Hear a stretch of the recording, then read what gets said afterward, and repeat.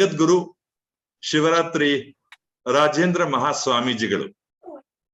ಇವರ ಒಂದು ಕನಸಿನ ಕೂಸು, ಅವರ ಒಂದು ಮಾರ್ಗದರ್ಶನ, ಅವರ ಒಂದು ಅಪೇಕ್ಷೆಯಾಗೆ ಇವತ್ತು ಕರ್ನಾಟಕ ರಾಜ್ಯ ಅಷ್ಟೇ ಅಲ್ಲದೆ ಅಕ್ಕಪಕ್ಕದ ರಾಜ್ಯಗಳು ಹಾಗೆ ದೆಹಲಿಯಲ್ಲೂ ಕೂಡ ತನ್ನ ಘಟಕವನ್ನ ಪ್ರಾರಂಭ ಮಾಡಿ ತುಂಬಾ ಚೆನ್ನಾಗಿ ನಡೆದು ಬರ್ತಾ ಇದೆ. ಇದರ ಹಿಂದಿನ ಪ್ರೇರಕ ಶಕ್ತಿ, ಬೆನ್ನೆಲುಬು ನಮ್ಮ ನಿಮ್ಮೆಲ್ಲರ ನೆಚ್ಚಿನ ವಿದ್ವಾಂಸರು, ಹಿರಿಯರು. ಈ ಒಂದು 93ರ ವಯಸ್ಸಿನಲ್ಲೂ ಕೂಡ ಅವರ ಒಂದು ಕಾರ್ಯಚಟುವಟಿಕೆಗಳಿಂದ ನಮಗೆಲ್ರಿಗೂ ಕೂಡ ಒಂದು ಸ್ಫೂರ್ತಿ ಶಕ್ತಿ ಆಗಿರ್ತಕ್ಕಂಥವ್ರು, ಸ್ಫೂರ್ತಿದಾಯಕರಾಗಿರ್ತಕ್ಕಂಥವ್ರು ಇವತ್ತು ರಾಮಕೃಷ್ಣ ಹೆಗಡೆ ಪ್ರಶಸ್ತಿ ಪುರಸ್ಕೃತರು. ತುಂಬಾ ಸಂತೋಷದ ವಿಷಯ.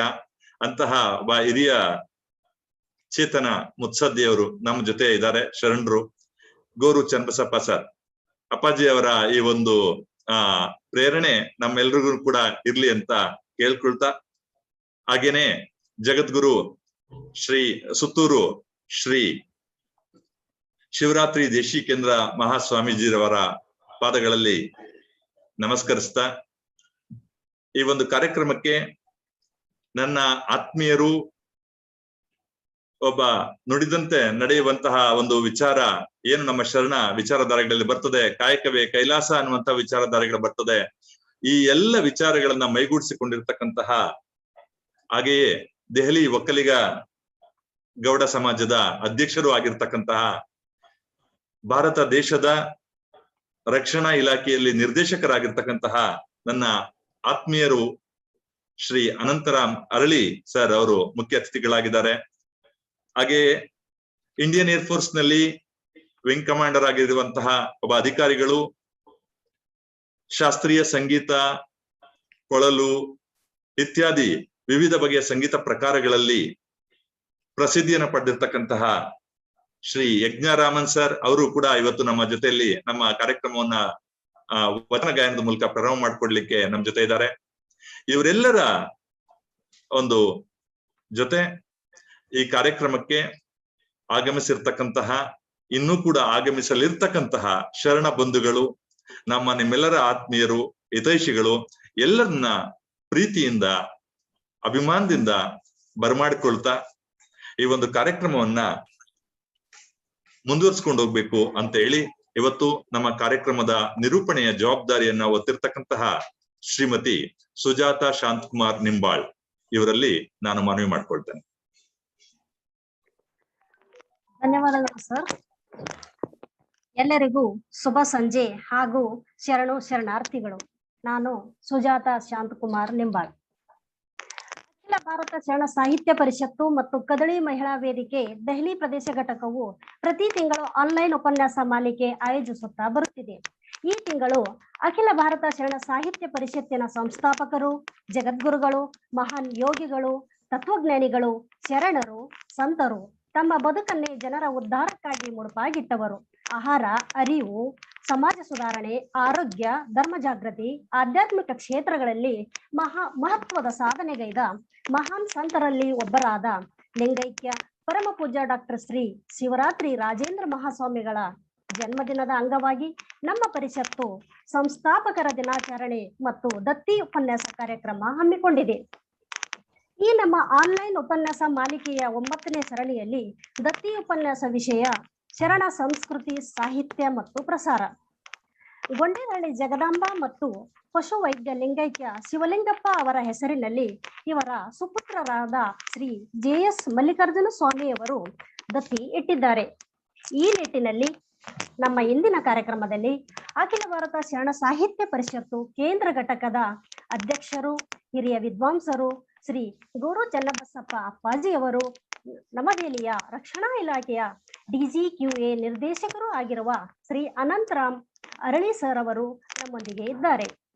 ಹಾಗೆಯೇ ದೆಹಲಿ ಘಟಕದ ಶರಣ ಸಾಹಿತ್ಯ ಪರಿಷತ್ತಿನ ಅಧ್ಯಕ್ಷರಾದ ಶ್ರೀ MP ಚಂದ್ರಶೇಖರ್ ಸರ್ ಅವರು, ದೆಹಲಿ NCR ನ ಎಲ್ಲ ಬಹಳ ದಿನ ಇನ್ವಾಲ್ವ್ ಮಾಡಿದ್ದಾರೆ. ಬಂಧು ಮಿತ್ರರು ಶರಣರು ನಮ್ಮೊಂದಿಗೆ ಇದ್ದಾರೆ. ತಮಗೆಲ್ಲರಿಗೂ ಈ ಕಾರ್ಯಕ್ರಮಕ್ಕೆ ಆತ್ಮೀಯವಾಗಿ ಆದರದಿಂದ ಸ್ವಾಗತಿಸುತ್ತಾ ಬರಮಾಡಿಕೊಳ್ಳುತ್ತಾ ಈ ಕಾರ್ಯಕ್ರಮವನ್ನು ವಚನ ಗಾಯನದ ಮೂಲಕ ಆರಂಭಿಸುತ್ತಿದ್ದೇವೆ. ವಚನ ಗಾಯನ ಮಾಡಲು ವಿಂಗ್ ಕಮಾಂಡರ್ ಮಿಂಜೂರ್ M ಯಜ್ಞರಾಮನ್ ಅವರು ನಮ್ಮೊಂದಿಗೆ ಇದ್ದಾರೆ. ಇವರ ಕಿರು ಪರಿಚಯ ಮಾಡಿಕೊಡಬೇಕೆಂದು ನಾನು ನಮ್ಮ ಶರಣ ಸಾಹಿತ್ಯ ಪರಿಷತ್ತು ಮತ್ತು ಕದಳಿ ಮಹಿಳಾ ವೇದಿಕೆಯ ಕಾರ್ಯಕಾರಿ ಸಮಿತಿಯ ಸದಸ್ಯರಾಗಿರುವ ಶ್ರೀಮತಿ ಮೈಥಿಲಿ ಅತಾವರ್ ಮೇಡಮ್ ಅವರನ್ನು ಕೇಳಿಕೊಳ್ಳುತ್ತೇನೆ. ಎಲ್ಲರಿಗೂ ಶರಣು ಶರಣಾರ್ಥಿಗಳು. ವಿಂಗ್ ಕಮಾಂಡರ್ ಮಿಂಜೂರ್ M ಯಜ್ಞರಾಮನ್ ಅವರು ಇಂಡಿಯನ್ ಏರ್ಫೋರ್ಸ್ ನಲ್ಲಿ ಏರ್ ಟ್ರಾಫಿಕ್ ಕಂಟ್ರೋಲ್ ಮತ್ತು ಅಡ್ಮಿನಿಸ್ಟ್ರೇಟಿವ್ ಆಫೀಸರ್ ಆಗಿ ಕೊಯಂಬತ್ತೂರಿನಲ್ಲಿ ಪ್ರಸ್ತುತ ಕಾರ್ಯನಿರ್ವಹಿಸುತ್ತಿದ್ದಾರೆ. ಅವರು ಉತ್ತಮ ಶಾಸ್ತ್ರೀಯ ಸಂಗೀತಗಾರರು ಹಾಗೂ ಈ ಬಗ್ಗೆ ಉತ್ತಮ ಅಭಿರುಚಿ ಹಾಗೂ ಪರಿಶ್ರಮ ನಡೆಸುತ್ತಿರುವವರು. ಅವರಿಗೆ ಅವರ ಬ್ಯಾಚ್ ನಲ್ಲಿ ಉತ್ತಮ ಆಲ್ರೌಂಡರ್ ಆಗಿ ಪ್ರಥಮ ಸ್ಥಾನ ಗಳಿಸಿದ್ದಕ್ಕೆ ಪೂರ್ವ ರಾಷ್ಟ್ರಪತಿ ಶ್ರೀ KR ನಾರಾಯಣನ್ ರವರಿಂದ ಪ್ರತಿಷ್ಠಿತ ಪ್ರೆಸಿಡೆಂಟ್ಸ್ ಪ್ಲೇಗ್ ಪ್ರಶಸ್ತಿ ಪ್ರದಾನವಾಗಿದೆ. ಅವರು ಭಾರತೀಯ ಸಂಗೀತದಲ್ಲಿ ಉತ್ತಮ ಅಂಕಗಳೊಂದಿಗೆ ಪದವಿಯನ್ನು ಪಡೆದಿರುತ್ತಾರೆ ಹಾಗೂ ಮಡ್ರಾಸ್ ವಿಶ್ವವಿದ್ಯಾನಿಲಯದಲ್ಲಿ ಪಬ್ಲಿಕ್ ಅಡ್ಮಿನಿಸ್ಟ್ರೇಷನ್ ನಲ್ಲಿ ಸ್ನಾತಕೋತ್ತರ ಪದವಿಯನ್ನು ಗಳಿಸಿರುತ್ತಾರೆ. ಪ್ರಸ್ತುತ ಅಣ್ಣಾಮಲೈ ವಿಶ್ವವಿದ್ಯಾನಿಲಯದಿಂದ master in fine arts vocal ವಿಷಯದಲ್ಲಿ ಪದವಿಯನ್ನು ಪಡೆಯಲು ತಮ್ಮ ವ್ಯಾಸಂಗ ಮುಂದುವರಿಸುತ್ತಿದ್ದಾರೆ. ಅವರೊಬ್ಬರು ವೋಕಲಿಸ್ಟ್ ಆಗಿರುವುದಲ್ಲದೆ ತಾವೇ ಕಲಿತ ಒಬ್ಬ ನುರಿತ ಇನ್ಸ್ಟ್ರುಮೆಂಟಲಿಸ್ಟ್, ಕಂಪೋಸರ್, ಮ್ಯೂಸಿಕಾಲಜಿಸ್ಟ್ ಆಗಿಯೂ ಇದ್ದಾರೆ. ಅವರು ಬೇರೆ ಬೇರೆ ವಿವಿಧ ಸಂಗೀತ ಮತ್ತು ಪರ್ಕ್ಯೂಷನ್ ಉಪಕರಣಗಳಾದ ಕೊಳಲು, ವೀಣಾ, ಎಲೆಕ್ಟ್ರಿಕ್ ಮ್ಯಾಂಡೋಲಿನ್, ತಬ್ಲಾ, ಮೃದಂಗ, ಮೋರ್ಚಿಂಗ್ ಮತ್ತು ಖಂಜೀರಾಗಳನ್ನು ಸರಾಗವಾಗಿ ನುಡಿಸಬಲ್ಲರು. ಅವರು ಕೆಲವು ನೂತನ ಸಂಗೀತ ಉಪಕರಣಗಳನ್ನು ಹೊಸದಾಗಿ ಸಿದ್ಧಪಡಿಸಿದ್ದಾರೆ. ಅವುಗಳ ಪೇಟೆಂಟ್ ಮತ್ತು ಇಂಟೆಲೆಕ್ಚುಯಲ್ ಪ್ರಾಪರ್ಟಿ ರೈಟ್ಸ್ ಪೆಂಡಿಂಗ್ ಇದೆ. ಇವರು ಹಲವಾರು ಸಂಗೀತಗಳ ಕಂಪೋಸಿಷನ್ ಮಾಡಿರುತ್ತಾರೆ. ತಮ್ಮ ಸ್ವಂತ ಹಣ ಹೂಡಿಕೆಯಿಂದ ಪ್ರಮಾಯಸ್ ಎಂಬ ಚಾರಿಟೇಬಲ್ ಸಂಸ್ಥೆಯನ್ನು 2004ರಲ್ಲಿ ಪ್ರಾರಂಭಿಸಿ ಕಲೆ ಮತ್ತು ಸಂಗೀತಗಳನ್ನು ಜನರ ಮತ್ತು ಸಮಾಜದ ನಡುವೆ ಉತ್ತೇಜಿಸುತ್ತಿದ್ದಾರೆ. ಪ್ರಪಂಚಾದ್ಯಂತ ಸಾಮಾಜಿಕ ಜಾಲತಾಣದಲ್ಲಿ ಇವರ ಹಲವಾರು ಶಿಷ್ಯರು ಸಂಗೀತ, ಯೋಗ ಮತ್ತು ಇತರ ವಿಷಯಗಳನ್ನು ಕಲಿಯುತ್ತಿದ್ದಾರೆ. ವಿಂಗ್ ಕಮಾಂಡರ್ ಯಜ್ಞರಾಮನ್ ರವರು ತಮ್ಮ ಬೇರೆ ಬೇರೆ ಜವಾಬ್ದಾರಿಗಳನ್ನು ಸರಾಗವಾಗಿ ನಿಭಾಯಿಸುತ್ತಿದ್ದಾರೆ. ಒಬ್ಬ ಸರ್ವಿಂಗ್ ಏರ್ಫೋರ್ಸ್ ಅಧಿಕಾರಿಯಾಗಿ ಕಂಪೋಸರ್, ವೋಕಲಿಸ್ಟ್, ಫ್ಲೂಟಿಸ್ಟ್, ಕೊಳಲು ಮೇಕರ್, ಗುರು, ಮೆಂಟರ್, ಅಭಿನಯ ಕಲಾವಿದ, ಕಲೆ ಮತ್ತು ಸಂಸ್ಕೃತಿ entrepreneur, soft skill trainer, motivational speaker, event manager, ನಿರೂಪಕ, anchor, polyglot, quiz master, theatre and voice over ಕಲಾವಿದ, ಸ್ಕ್ರಿಪ್ಟ್ ರೈಟರ್, ನಿರ್ದೇಶಕರು, ಡಾಕ್ಯುಮೆಂಟರೀಸ್ ನಿರ್ಮಾಪಕ ಮತ್ತು ಯೋಗ ಟ್ರೈನರ್ ಹೀಗೆ ವಿವಿಧ ಕ್ಷೇತ್ರಗಳಲ್ಲಿ ಪರಿಣಿತಿ ಮತ್ತು ಸಮರ್ಥ ಭಾವಗಳಿಂದ ತಮ್ಮನ್ನು ಸಂಪೂರ್ಣವಾಗಿ ತೊಡಗಿಸಿಕೊಂಡಿರುತ್ತಾರೆ. ಇವರನ್ನು ಪರಿಚಯಿಸಲು ನನಗೆ ತುಂಬಾ ಸಂತೋಷವಾಗುತ್ತಿದೆ. ಇವರು ಇಂದಿನ ನಮ್ಮ ಕಾರ್ಯಕ್ರಮದಲ್ಲಿ ವಚನ ಗಾಯಕರಾಗಿ ಆಗಮಿಸಿರುವುದು ನಮಗೆಲ್ಲರಿಗೂ ಹೆಮ್ಮೆಯ ವಿಷಯ ಎಂದು ಹೇಳುತ್ತಾ ಅವರನ್ನು ಮತ್ತೊಮ್ಮೆ ಹಾರ್ದಿಕವಾಗಿ ಸ್ವಾಗತಿಸಿ ನನ್ನ ಮಾತುಗಳನ್ನು ಮುಗಿಸುತ್ತೇನೆ. ನಮಸ್ಕಾರ. ಧನ್ಯವಾದಗಳು ಶ್ರೀಮತಿ ಮೈಥಿಲಿ ಅದಾವರ್ ಮೇಡಮ್ ತಮಗೆ. ಬಂಧುಗಳೇ, ಈಗ ವಿಂಗ್ ಕಮಾಂಡರ್ ಯಜ್ಞರಾಮನ್ ಅವರಿಂದ ವಚನ ಗಾಯನ ಆಲಿಸೋಣ ಬನ್ನಿ. ನಮಸ್ಕಾರ ಎಲ್ಲರಿಗೂ.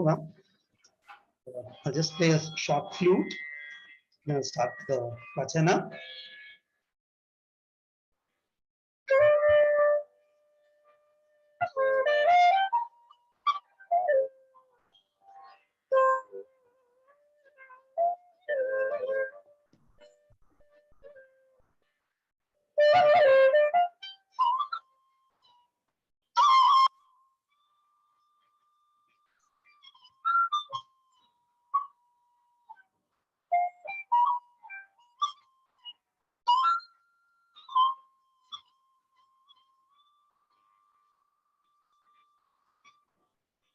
ದೇವಲೋಕ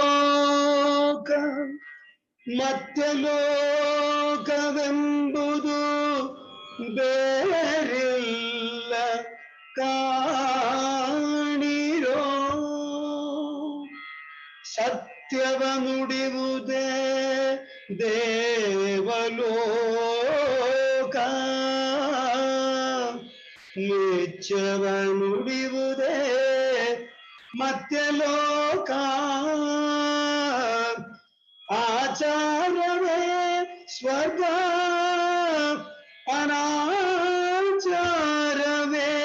ನರಕ ಕೂಡಲ ಸಂಗಮ ದೇವ ನೀವೇ ಪ್ರಮಾಣ. ಕಳಬೇಡ ಕೊಲಬೇಡ ಕುಸಿಯ ನುಡಿಯಲು ಬೇಡ. ಕಳಬೇಡ ಕೊಲಬೇಡ ಕುಸಿಯ ನುಡಿಯಲು ಬೇಡ.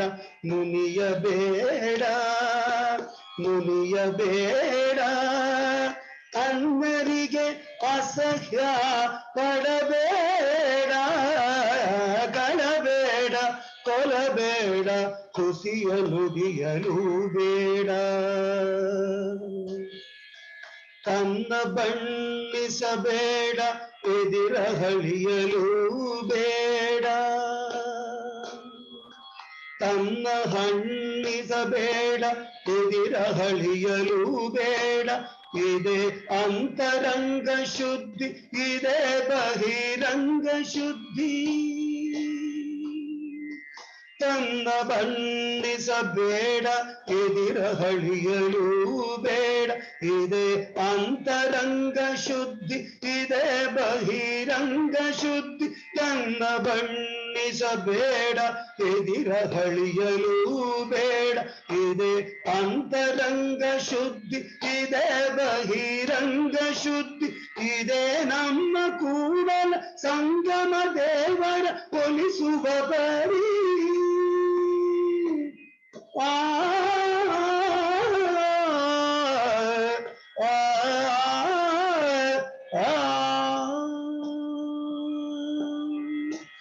ಇದೇ ನಮ್ಮ ಕೂಡಲ ಸಂಗಮ ದೇವರ ಒಲಿಸುವ ಬರೀ. ಇದೇ ನಮ್ಮ ಕೂಡಲ ಸಂಗಮ ದೇವರ ಒಲಿಸುವ ಬರೀ. ಕಳಬೇಡ ಕೊಲಬೇಡ ಕೊಲಿಯಲು ಬೇಡ. ಮುನಿಯಬೇಡ ಮುನಿಯಬೇಡ ಅನ್ಯರಿಗೆ ಅಸಹ್ಯ ಪಡಬೇಡ. ಕಳಬೇಡ ಕೊಲಬೇಡ ಕುಸಿಯ ನುಡಿಯಲು ಬೇಡ. ಮುನಿಯಬೇಡ ಮುನಿಯಬೇಡ ಬೇಡ.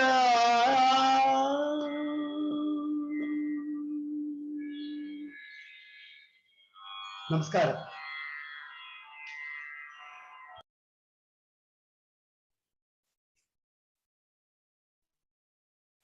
ವಚನಕ್ಕೆ ಭಾವ ತುಂಬಿ ಸುಶ್ರಾವ್ಯವಾಗಿ ವಚನ ಗಾಯನ ಮಾಡಿದ ತಮಗೆ ತುಂಬ ಹೃದಯದ ಧನ್ಯವಾದಗಳು ಸರ್. ಈಗ ಕಾರ್ಯಕ್ರಮದಲ್ಲಿ ಉಪಸ್ಥಿತರಿರುವ ಎಲ್ಲ ಆತ್ಮೀಯರನ್ನು ಸ್ವಾಗತಿಸಲು ನಮ್ಮ ಶರಣ ಸಾಹಿತ್ಯ ಪರಿಷತ್ತಿನ ಉಪಾಧ್ಯಕ್ಷರಾದ ಶ್ರೀ ಪ್ರಭು ಪಾಟೀಲ್ ಸರ್ ಅವರನ್ನು ವಿನಂತಿಸಿಕೊಳ್ಳುತ್ತೇನೆ. ಸರ್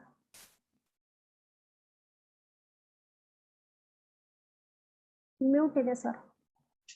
ಸರ್ ಮ್ಯೂಟ್ ಇದೆ. ಕರೆಕ್ಟ್.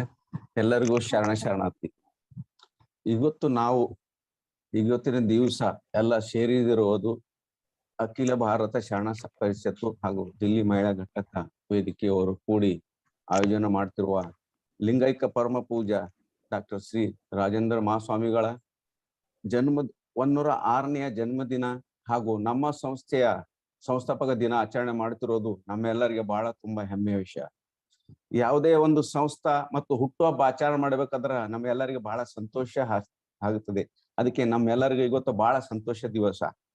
ಈ ಸಂಸ್ಥೆಯನ್ನು ಸ್ವಾಮೀಜಿಗಳು ಬಹಳ ಪ್ರಯತ್ನ ಮಾಡಿ ಕಟ್ಟಿ ಇದನ್ನೆಲ್ಲ ಮುಂದೆ ತರಿತಾ ಇದ್ದಾರೆ. ನಾವೆಲ್ಲರೂ ಯಾವುದೇ ಒಂದು ಸಂಸ್ಥೆಯನ್ನು ಅದರ ಫೌಂಡೇಶನ್ ಆಗಿ ಸ್ಟ್ರಾಂಗ್ ಆಗಿ ಇಟ್ಟಿದರೆ ಒಂದು ಮರ ಇದ್ದಂಗೆ, ಮರದ ರೂಟು ಎಷ್ಟು ಸ್ಟ್ರಾಂಗ್ ಇರುತ್ತದೆ ಹಾಗೆ ಅದರ ಎಲ್ಲ ಬ್ರಾಂಚ್ ಎಲ್ಲ ಮಧುರವಾಗಿ ಬೆಳೀತಾ ಇದ್ದೇವೆ. ಆಗ ನಮ್ಮ ಪರಮ ಪೂಜ್ಯ ಸ್ವಾಮೀಜಿಗಳು ಒಳ್ಳೆ ಫೌಂಡೇಶನ್ ಮಾಡಿ ಸಂಸ್ಥೆ ಕೊಟ್ಟಿದ್ದಾರೆ.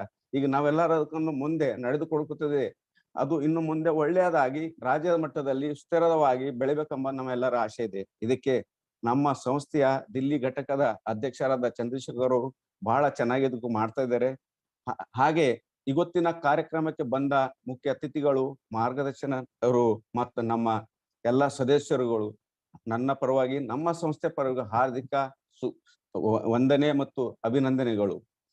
ಹಾಗೆ ಇವತ್ತಿನ ಮುಖ್ಯ ವಿಚಾರ ಮಂಡಕರಾದ ಶ್ರೀ ಚನ್ನಗುರು ಬಸವಣ್ಣವರು ಅಖಿಲ ಭಾರತ ಶರಣ ಪರಿಷತ್ ಅಧ್ಯಕ್ಷರು. ಅವರು ಮಾಡ್ತಕ್ಕಂಥ ಮಾರ್ಗದರ್ಶನದಲ್ಲಿ ನಮಗೆ ಒಳ್ಳೆ ವಿಚಾರಗಳು ಕೊಡ್ತಾರ, ನಾವು ಅವ್ರದಿಂದ ತಿಳ್ಕೊಳ್ಬೇಕಂದು ನಮ್ಮಲ್ಲಿ ಅವರಿಂದ ವಿನಂತಿ. ಹಾಗೆ ಇವತ್ತೇ ಅವರಿಗೆ ರಾಮಕೃಷ್ಣ ಹೆಗ್ಡೆಯವರ ಪುರಸ್ಕಾರ ಸಿಕ್ಕಿದ್ದು ನಮ್ಮೆಲ್ಲರಿಗೂ ಬಹಳ ಸಂತೋಷ, ಹೆಮ್ಮೆಯ ದಿವಸ. ಹಾಗೆ ಈ ಕಾರ್ಯಕ್ರಮಕ್ಕೆ ಮುಖ್ಯ ಅತಿಥಿಗಳಾಗಿ ಬಂದಿರ್ತಕ್ಕಂಥ ಡಾಕ್ಟರ್ ಶ್ರೀ ಅನಂತರಾಮ್ ಅರಳಿ ಅವರು, ನಿರ್ದೇಶಕ DGQ ರಕ್ಷಣಾ ಇಲಾಖೆ ನೈದಿಲ್ಲಿ, ಹಾಗೂ ದಿಲ್ಲಿಯ ಒಕ್ಕಲಿಗೆ ಸಮಾಜ ಮತ್ತು ಗೌಡರ ಸಮಾಜ ಅಧ್ಯಕ್ಷರು ಆಗಿದ್ದಾರೆ. ಅವರಿಗೂ ಕೂಡ ನಮ್ಮ ಸಂಸ್ಥೆ ಪರವಾಗಿ, ನಮ್ಮ ಪರವಾಗಿ ಹಾರ್ದಿಕ ಸ್ವಾಗತ, ಅಭಿನಂದನೆಗಳು. ಯಾವುದೇ ಒಂದು ಸಂಸ್ಥೆ ಅಥವಾ ಕಾರ್ಯಕ್ರಮ ನಡಲಿಕ್ಕೆ ಶುರುವಾದ ಒಂದು ಯಕ್ಷಗಾನ ಅಥವಾ ಒಳ್ಳೆ ಗಾನದಿಂದ ವಚನ ಗಾನ ಮಾಡಿ ಪ್ರಾರಂಭ ಮಾಡಿದ್ರೆ ಅದು ಒಂದು ಬಹಳ ಸಂತೋಷ ವಿಷಯನ. ಹಾಗೆ ವಚನ ಗಾಯಕ ಮಾಡಿರೋಕ್ಕಿಂತ ಮಂಜೂರ್ ಎಂ ಯಜ್ಞರಾಮನ್ ಅವರು, ವಿಂಗ್ ಕಮಾಂಡರ್ IF ಕೊಯಮತ್ತೂರ್ ಅವರು ಒಳ್ಳೆಯ ಪ್ರಾರಂಭ ಗಾಯಕನಿಂದ ಮಾಡಿದ್ರು, ನಮ್ಗೆಲ್ಲ ಬಹಳ ಸಂತೋಷ. ಹಾಗೆ ಈ ಕಾರ್ಯಕ್ರಮಕ್ಕೆ ಯಶಸ್ವಿಯಾಗಿ ಮಾಡಿಕೊಟ್ಟಿಕೊಂಡ ನಮ್ಮ ಎಲ್ಲಾ ಪದಾಧಿಕಾರಿಗಳು ಮತ್ತು ಸದಸ್ಯರುಗಳು ಬಹಳ ಅಭಿನಂದನೆಗಳು. ಹೀಗೆ ಯಾವುದೇ ಒಂದು ಸಂಸ್ಥೆ ಮುಂದೆ ಬರಬೇಕಾದರೆ ಅದಕ್ಕ ಫೌಂಡೇಶನ್ ಇದು ಇಂಪಾರ್ಟೆಂಟ್. ಹಾಗೆ ನಮ್ಮ ಅಖಿಲ ಭಾರತ ಶರಣ ಪರಿಷದ ದಿಲ್ಲಿ ಘಟಕದ ಅಧ್ಯಕ್ಷರಾದ ಚಂದ್ರಶೇಖರ್ ಅವರು, ಇವ್ರು ಇರದೆ ನಮ್ಮಿಂದ ಇಂಪಾಸಿಬಲ್. ಅವರು ದಿಲ್ಲಿಯಲ್ಲಿ ಸಖತ್ತಾಗಿ ಪ್ರತಿ ತಿಂಗಳ ತಪ್ಪದೇ ಕಾರ್ಯಕ್ರಮ ಮಾಡ್ತಾ ಇದ್ದಾರೆ. ಅದಕ್ಕಿಂತ ಅವರಿಗೆ ಈ ಸಂಸ್ಥೆಯ ನಮ್ಮ ಪರವಾಗಿ ಸ್ವಾಗತ, ಅಭಿನಂದನೆಗಳು. ಮತ್ತೆ 2 ಮಾತು ಹೇಳಿ ನಾನು ಮುಗಿಸ್ತೇನೆ. ಧನ್ಯವಾದ.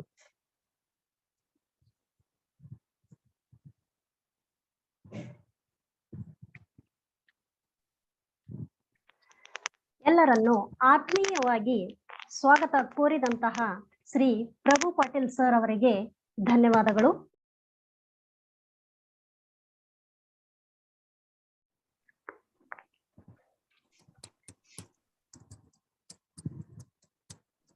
ಈಗ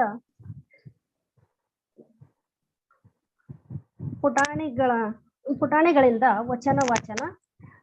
ಮೊದಲಿಗೆ ಶ್ರೀ ಶಶಿಕಾಂತ್ ಪಾಟೀಲ್ ಅವರ ಮಗಳಾದ ಆರಾಧ್ಯ ಅವಳಿಂದ ಬಸವಣ್ಣನವರ ವಚನ ವಾಚನ. ಆರಾಧ್ಯ ಪುಟ ಹೇಳಮ್ಮ. ಎಲ್ಲರಿಗೂ ನನ್ನ ಶರಣಾರ್ಥಿ. ನನ್ನ ಹೆಸರು ಆರಾಧ್ಯ ಶಶಿಕಾಂತ್ ಪಾಟೀಲ್. ನಾನು ಇವತ್ತು ಜಗದ್ಗುರು ಬಸವಣ್ಣವರ ವಚನ ಹೇಳುತ್ತೇನೆ. ಇಬ್ಬರು ಮೂವರು ದೇವರೆಂದು ಉಬ್ಬಿ ಮಾತನಾಡಬೇಡ, ಒಬ್ಬನೇ ಕಾಣಿರೋ ಇಬ್ಬರೆಂಬುದು ಹುಸಿ ನೋಡ. ಕೂಡಲ ಸಂಗಮ ದೇವ ನಲ್ಲದೆ ಇಲ್ಲವೆಂದಿತು ವೇದ. ಜಗದ್ಗುರು ಬಸವಣ್ಣ. ಧನ್ಯವಾದ.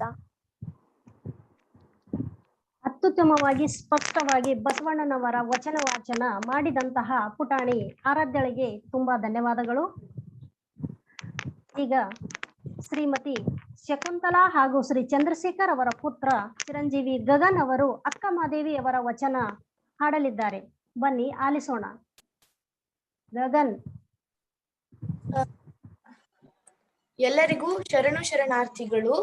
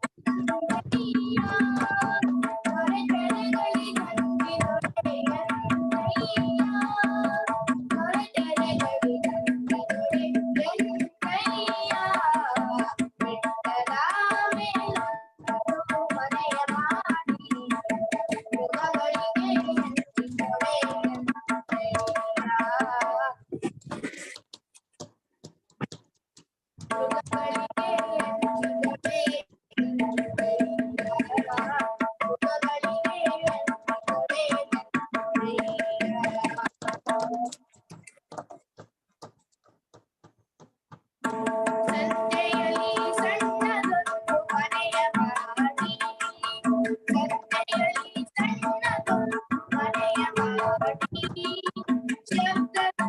ನಾಚಿದರೆ ಎನ್ನುತ್ತಯ್ಯ. ಸಂತೆಯಲ್ಲಿ ಸಣ್ಣದೊಂದು ಮನೆಯ ಮಾಡಿ ಶಬ್ದಕ್ಕೆ ನಾಚಿದೊಡೆ ಎನ್ನುತ್ತಯ್ಯ. ಶಬ್ದಕ್ಕೆ ನಾಚಿದೊಡೆ ಎನ್ನುತ್ತಯ್ಯ. ಬೆಟ್ಟದ ಮೇಲೊಂದು ಮನೆಯ ಮಾಡಿ ಮೃಗಗಳಿಗೆ ನುಡಿದರೆ ಎನ್ನುತ್ತಯ್ಯ. ಮೃಗಗಳಿಗೆ ನುಡಿದರೆ ಎನ್ನುತ್ತಯ್ಯ. ಓ ಪೆನ್ನ ಮಲ್ಲಿಕಾರ್ಜುನ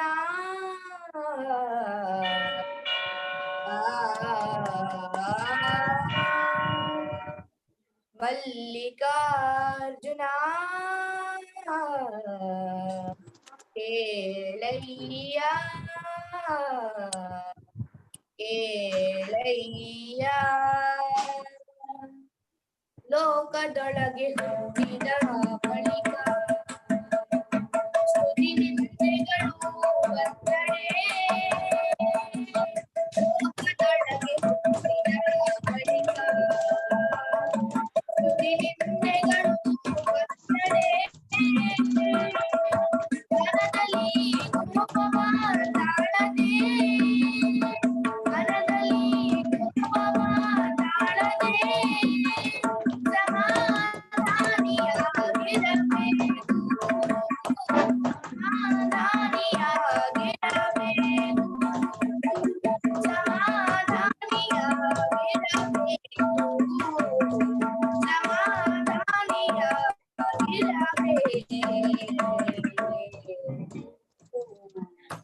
ಸಮಾಧಾನಿಯಾಗಿರಬೇಕು. ಬೆಟ್ಟದ ಮೇಲೊಂದು ಮನೆಯ ಮಾಡಿ ಮೃಗಗಳಿಗೆ ಅಂಟಿದರೆ ಮೃಗಗಳಿಗೆ ಅಂಟಿದರೆ ಎನ್ನುತ್ತಯ್ಯ. ಮೃಗಗಳಿಗೆ ಅಂಟಿದರೆ ಮೃಗಗಳಿಗೆ ಮತ್ತು ಕೇಂದ್ರ ಘಟಕದ ಅಧ್ಯಕ್ಷರಾಗಿರುವ ಹಿರಿಯರಾದ ಶ್ರೀ ಗೂರು ಚನ್ನಬಸಪ್ಪ ಅಪ್ಪಾಜಿಯವರು ಇಂದು ಶರಣ ಸಾಹಿತ್ಯ, ಸಂಸ್ಕೃತಿ ಮತ್ತು ಪ್ರಸಾರ ಕುರಿತಾಗಿ ವಿಚಾರ ಮಂಡನೆ ಮಾಡಲು ನಮ್ಮೊಂದಿಗೆ ಇದ್ದಾರೆ. ಅಪ್ಪಾಜಿ, ನಿಮ್ಮ ಜನ ಉಪಯೋಗಿ ಕಾರ್ಯಗಳಿಂದ ಮತ್ತು ನೀವು ಮಾಡಿದಂತಹ ಸಾಧನೆಗಳಿಂದ ನಿಮಗೆ ಬಂದಿರುವ ಪ್ರಶಸ್ತಿ ಪುರಸ್ಕಾರಗಳ ಸರಣಿಯಲ್ಲಿ ಇಂದು ರಾಮಕೃಷ್ಣ ಹೆಗಡೆ ಪ್ರಶಸ್ತಿ ಸೇರಿಕೊಂಡಿರುವುದು ನಮಗೆಲ್ಲರಿಗೂ ತುಂಬಾ ಸಂತೋಷ ತಂದಿದೆ. ತಮಗೆ ನಮ್ಮ ಪರಿಷತ್ತಿನ ಪರವಾಗಿ ಹಾಗೂ ವೈಯಕ್ತಿಕವಾಗಿ ಅಭಿನಂದನೆಗಳನ್ನು ಸಲ್ಲಿಸುತ್ತಾ ಅಪ್ಪಾಜಿಯವರ ಪರೀಕ್ಷೆ ಸಂಕ್ಷಿಪ್ತ ಪರಿಚಯ ಮಾಡಿಕೊಡಲು ನಾನು ನಮ್ಮ ದೆಹಲಿ ಘಟಕದ ಕದಳಿ ಮಹಿಳಾ ವೇದಿಕೆ ಅಧ್ಯಕ್ಷರಾಗಿರುವ ಶ್ರೀಮತಿ ಜಯಶ್ರೀ ಮೇಡಮ್ ಅವರನ್ನು ಕೇಳಿಕೊಳ್ಳುತ್ತೇನೆ. ಜಯಶ್ರೀ ಮೇಡಮ್. ಎಲ್ಲರಿಗೂ ಶರಣು ಶರಣಾರ್ಥಿಗಳು. ಅಖಿಲ ಭಾರತ ಶರಣ ಸಾಹಿತ್ಯ ಪರಿಷತ್ತಿನ ಅಧ್ಯಕ್ಷರಾದ ಶ್ರೀಯುತ ಗೌರೂಚ ಅವರು ದಿನಾಂಕ 22/12/1938 ಚಿಕ್ಕಮಗಳೂರು ಜಿಲ್ಲಾ ತರೀಕೆರೆ ತಾಲೂಕಿನ ಕೊಂಡೇದಹಳ್ಳಿಯಲ್ಲಿ ಜನಿಸಿದರು. ತಂದೆ ರುದ್ರಪ್ಪ ಹಿರಿಗೌಡರ್, ತಾಯಿ ಲಕ್ಕಮ್ಮ. ಮನೆಯ ಬಡತನದಿಂದಾಗಿ ಗೌರೂಚ ಅವರ ಶಿಕ್ಷಣ ಶಾಲಾ ಹಂತಕ್ಕೆ ಸ್ಥಗಿತವಾಯಿತು. ನಮ್ಮ ನಾಡಿನ ಪರಮ ದಾರ್ಶನಿಕರಾದ ಜ್ಞಾನ ಯೋಗಾಶ್ರಮದ ಪೂಜ್ಯ ಶ್ರೀ ಸಿದ್ದೇಶ್ವರ ಸ್ವಾಮೀಜಿ ಅವರ ಮಾತುಗಳಲ್ಲಿ ಹೇಳುವುದಾದರೆ, ಕನ್ನಡ ನಾಡಿನ ಹಿರಿಯ ಚಿಂತಕರಾದ ಶ್ರೀ ಗೌರೂಚ ಅವರದು ಸರಳ ಸುಂದರ ಶರಣ ಜೀವನ. ಇವರು ಗ್ರಾಮ ವಿಕಾಸ ಪ್ರತಿಷ್ಠಾಪನವನ್ನು ಸ್ಥಾಪಿಸಿದ್ದು, ಅದರ ಫಲವಾಗಿ ಅವರ ಜನ್ಮಸ್ಥಳ ಗೊಂಡೇದಹಳ್ಳಿ ಒಂದು ಸ್ವಚ್ಛ, ಸಮೃದ್ಧ, ಸುಶಾಂತ ಗ್ರಾಮವಾಗಿದೆ. ಶ್ರೀ ಗೌರೂಚ ಅವರು ಪ್ರತಿಷ್ಠಾನಕ್ಕೆ ತಮ್ಮ ಮನೆಯನ್ನೇ ಅರ್ಪಿಸಿ ಅದು ಗ್ರಾಮ ಸೇವಾ ಕಾರ್ಯಗಳ ಕೇಂದ್ರವಾಗಿ ಇಡೀ ನಾಡಿಗೆ ಮಾದರಿಯಾಗಿದೆ. ವಿದ್ಯಾರ್ಥಿಯಾಗಿದ್ದಾಗ ಸ್ವಾತಂತ್ರ್ಯ ಹೋರಾಟದಲ್ಲಿ ಪಾಲ್ಗೊಂಡಿದ್ದ ಗೌರೂಚ್ ಅವರು ಸ್ವಾತಂತ್ರ್ಯಾನಂತರ 1948ರಲ್ಲಿ ಸರ್ಕಾರಿ ಉದ್ಯೋಗಕ್ಕೆ ಸೇರಿ ಶಿಕ್ಷಕ ವೃತ್ತಿಯೂ ಸೇರಿದಂತೆ ವಿವಿಧ ಇಲಾಖೆಗಳಲ್ಲಿ ಸೇವೆ ಸಲ್ಲಿಸಿದ್ದಾರೆ. ಸರ್ಕಾರಿ ಸೇವೆಯಲ್ಲಿದ್ದಾಗಲೇ ಸಾಹಿತ್ಯ ಸಂಸ್ಕೃತಿ ಚಟುವಟಿಕೆಗಳ ಸಂಬಂಧ ಹುಟ್ಟಿದ ಊರಿನ ಹಳ್ಳಿಯ ಬಳಗ ಸಂಘದಿಂದ ಹಿಡಿದು ಕನ್ನಡ ಸಾಹಿತ್ಯ ಪರಿಷತ್ತಿನಂತಹ ಸಾರ್ವಭೌಮ ಸಂಸ್ಥೆಯವರೆಗೆ ಅನೇಕ ಸಂಘ ಸಂಸ್ಥೆಗಳಲ್ಲಿ ಸೇವೆ ಸಲ್ಲಿಸಿದ್ದಾರೆ. ಗೋರೂಚ ಅವರ ಪ್ರಥಮವೆನಿಸಿರುವ ಜಾನಪದ ವಿಶ್ವವಿದ್ಯಾಲಯ ಸ್ಥಾಪನೆ, ಅಖಿಲ ಭಾರತ ಶರಣ ಸಾಹಿತ್ಯ ಪರಿಷತ್ತಿನ ಜಿಲ್ಲಾ ಮತ್ತು ತಾಲೂಕು ಘಟಕಗಳು ಹಾಗೂ ಕದಳಿ ಮಹಿಳಾ ವೇದಿಕೆ ಮತ್ತು ಮಹಾಮನೆ ಮಾಸಪತ್ರಿಕೆ ಆರಂಭ, ಶರಣ ಕ್ಷೇತ್ರಗಳ ಚಿತ್ರೀಕರಣ ಇತ್ಯಾದಿಗಳು ಸ್ತುತ್ಯಾರ್ಹವಾದುವು. ಡಾಕ್ಟರ್ ಗೋರೂಚ್ ಅವರಿಗೆ ಕರ್ನಾಟಕ ಸರ್ಕಾರದ ರಾಜ್ಯೋತ್ಸವದ ಪ್ರಶಸ್ತಿಯೂ ಸೇರಿದಂತೆ ಹಲವಾರು ಪುರಸ್ಕಾರಗಳು ಬಂದಿದ್ದು, ಅವರು ಪಡೆದಿರುವ ಪ್ರಶಸ್ತಿಗಳ ಹಣ, ಗೌರವಧನ, ಸಂಭಾವನೆ ಇತ್ಯಾದಿ ಎಲ್ಲ ಹಣವನ್ನು ಸಾರ್ವಜನಿಕ ಸಂಸ್ಥೆಗಳಿಗೆ ನೀಡಿದ್ದಾರೆ. ಇನ್ನೊಂದು ಸಂತಸ ಸುದ್ದಿ ಏನೆಂದರೆ, ಗೋರೂಚ ಅವರು ಇವತ್ತಷ್ಟೇ ರಾಮಕೃಷ್ಣ ಹೆಗಡೆ ಪ್ರಶಸ್ತಿಯನ್ನು ಸ್ವೀಕರಿಸಿದ್ದಾರೆ ಎಂದು ಹೇಳಲು ಹೆಮ್ಮೆ ಎನಿಸುತ್ತದೆ. ಇಂತಹ ಶ್ರೇಷ್ಠ ಸಾಧಕ ಇಂದು ದೆಹಲಿ ಘಟಕದಲ್ಲಿ ಸಂಸ್ಥಾಪಕರ ದಿನಾಚರಣೆ ಹಾಗೂ ದತ್ತಿ ಉಪನ್ಯಾಸ ಕುರಿತು ಇಂದು ನಮ್ಮ ಮುಂದೆ ವಿಚಾರ ಮಂಡನೆ ಮಾಡಲಿದ್ದಾರೆ. ಶರಣಾರ್ಥಿಗಳು. ಧನ್ಯವಾದಗಳು ಶ್ರೀಮತಿ ಜಯಶ್ರೀ ಮೇಡಮ್. ಈಗ ಗೋರು ಚನ್ನಬಸಪ್ಪ ಅಪ್ಪಾಜಿ ಅವರಿಂದ ವಿಚಾರ ಮಂಡನೆ.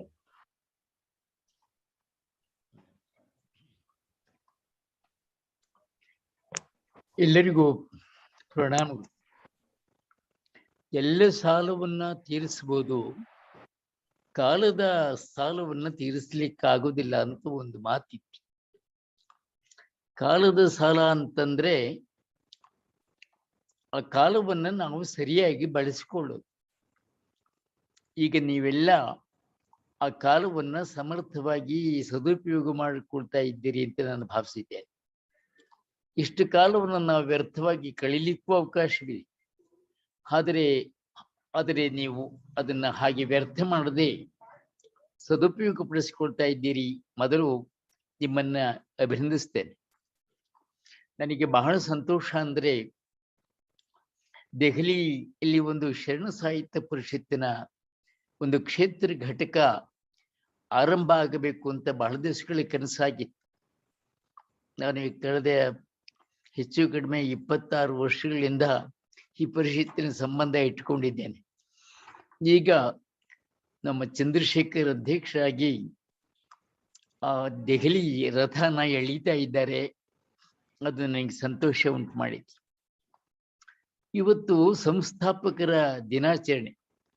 ಇವತ್ತು ನಾಡಿನ ಎಲ್ಲ ತಾಲೂಕು, ಜಿಲ್ಲೆ ಮತ್ತು ನೆರೆಹೊರೆಯ ಅಕ್ಕಪಕ್ಕದ ರಾಜ್ಯಗಳ ಕ್ಷೇತ್ರ ಘಟಕಗಳು ಕೂಡ ಈ ಕಾರ್ಯಕ್ರಮನ ಇವತ್ತು ಒಂದೇ ದಿವಸ ಎಲ್ಲ ಕಡೆ ಆಚರಿಸ್ತಾ ಇದ್ದಾರೆ.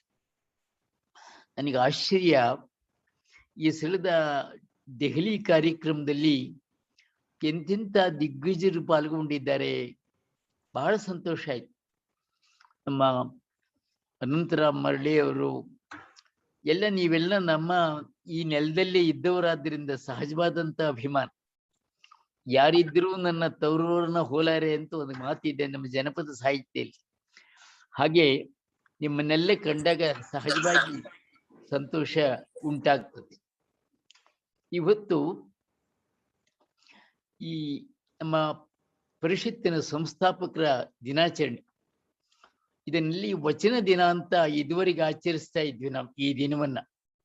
ಆದರೆ ಈ ಸಲ ಮೊದಲ ಬಾರಿಗೆ ಇದನ್ನ ಸಂಸ್ಥಾಪಕರ ದಿನ ಅಂತ ಮಾಡಿ ಜುಲೈ 2ನೇ ತಾರೀಕು ಅದನ್ನ ವಚನ ದಿನ ಅಂತ ಮಾಡ್ತೀವಿ. ಯಾಕೆಂದ್ರೆ ಆ ಹೊತ್ತೆ ವಚನ ಶತಮಾನಗಳಿಂದ ಕಣ್ಮರಿಯಾಗಿದ್ದಂತ ವಚನ ಸಾಹಿತ್ಯವನ್ನ ಬೆಳಕಿಗೆ ತಂದ ವಚನ ಪಿತಾಮಹ ಫಾಗು ಹಳಕಟ್ಟಿಯವರ ಜನ್ಮದಿನ ಅದು. ಆ ದಿವಸ ಆದ್ದರಿಂದ ಆ ಜನ್ಮದಿನವನ್ನ ಆವಾಗ ಆಚರಿಸಿ ಈ ಪ್ರತಿ ತಿಂಗಳ ಆಗಸ್ಟ್ 29ನೇ ತಾರೀಕು ಸಂಸ್ಥಾಪಕರ ದಿನಾಚರಣೆ ಅಂತ ಆಚರಿಸ್ತೇವೆ. ಇದು ಈ ವರ್ಷದಿಂದ ಆರಂಭ ಆಯ್ತು. ಇವತ್ತಿನ ದತ್ತಿ ಕಾರ್ಯಕ್ರಮ ಮಲ್ಲಿಕಾರ್ಜುನ ಸ್ವಾಮಿ ಅಂತ ಶಿಕ್ಷಣ ಇಲಾಖೆಯಲ್ಲಿ ಕೆಲಸ ಮಾಡ್ತಾ ಇದ್ದವರು, ಬಹಳ ಪ್ರಾಮಾಣಿಕವಾದಂತಹ ವ್ಯಕ್ತಿ. ಅವರು ಅವರ ತಂದೆ ತಾಯಿ ಹೆಸರಿನಲ್ಲಿ ಇಟ್ಟಂತಹ ಈ ದತ್ತಿ ಇವತ್ತು ಸಂಸ್ಥಾಪಕರ ಬಗ್ಗೆ ಮಾತನಾಡೋಕೆ ಬಳಕೆ ಆಗ್ತಿರೋದು ಇನ್ನೊಂದು ವಿಶೇಷ. ಅದಕ್ಕಾಗಿ ಆ ದತ್ತಿ ದಾನಿಗಳನ್ನು ಕೂಡ ನಾನು ಅಭಿನಂದಿಸ್ತೇನೆ. ಇನ್ನು ಇವತ್ತು ಹಿಂಗೈಕಿ ಶಿವರಾತ್ರಿ ರಾಜೇಂದ್ರ ಮಹಾಸ್ವಾಮಿಗಳ ಬಗ್ಗೆ ಬಹುಮಟ್ಟಿಗೆ ಎಲ್ಲರಿಗೂ ತಿಳಿದಿದೆ ಅಂತ ಭಾವಿಸಿದ್ದೇನೆ.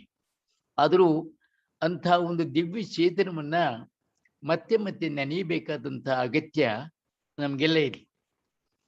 ಇಲ್ಲಿಗೆ ಸುಮಾರು 105 ವರ್ಷಗಳ ಹಿಂದೆ ಒಬ್ಬ ತತ್ವಜ್ಞಾನಿ ಒಂದು ಮಾತು ಹೇಳಿದ್ದಾನೆ.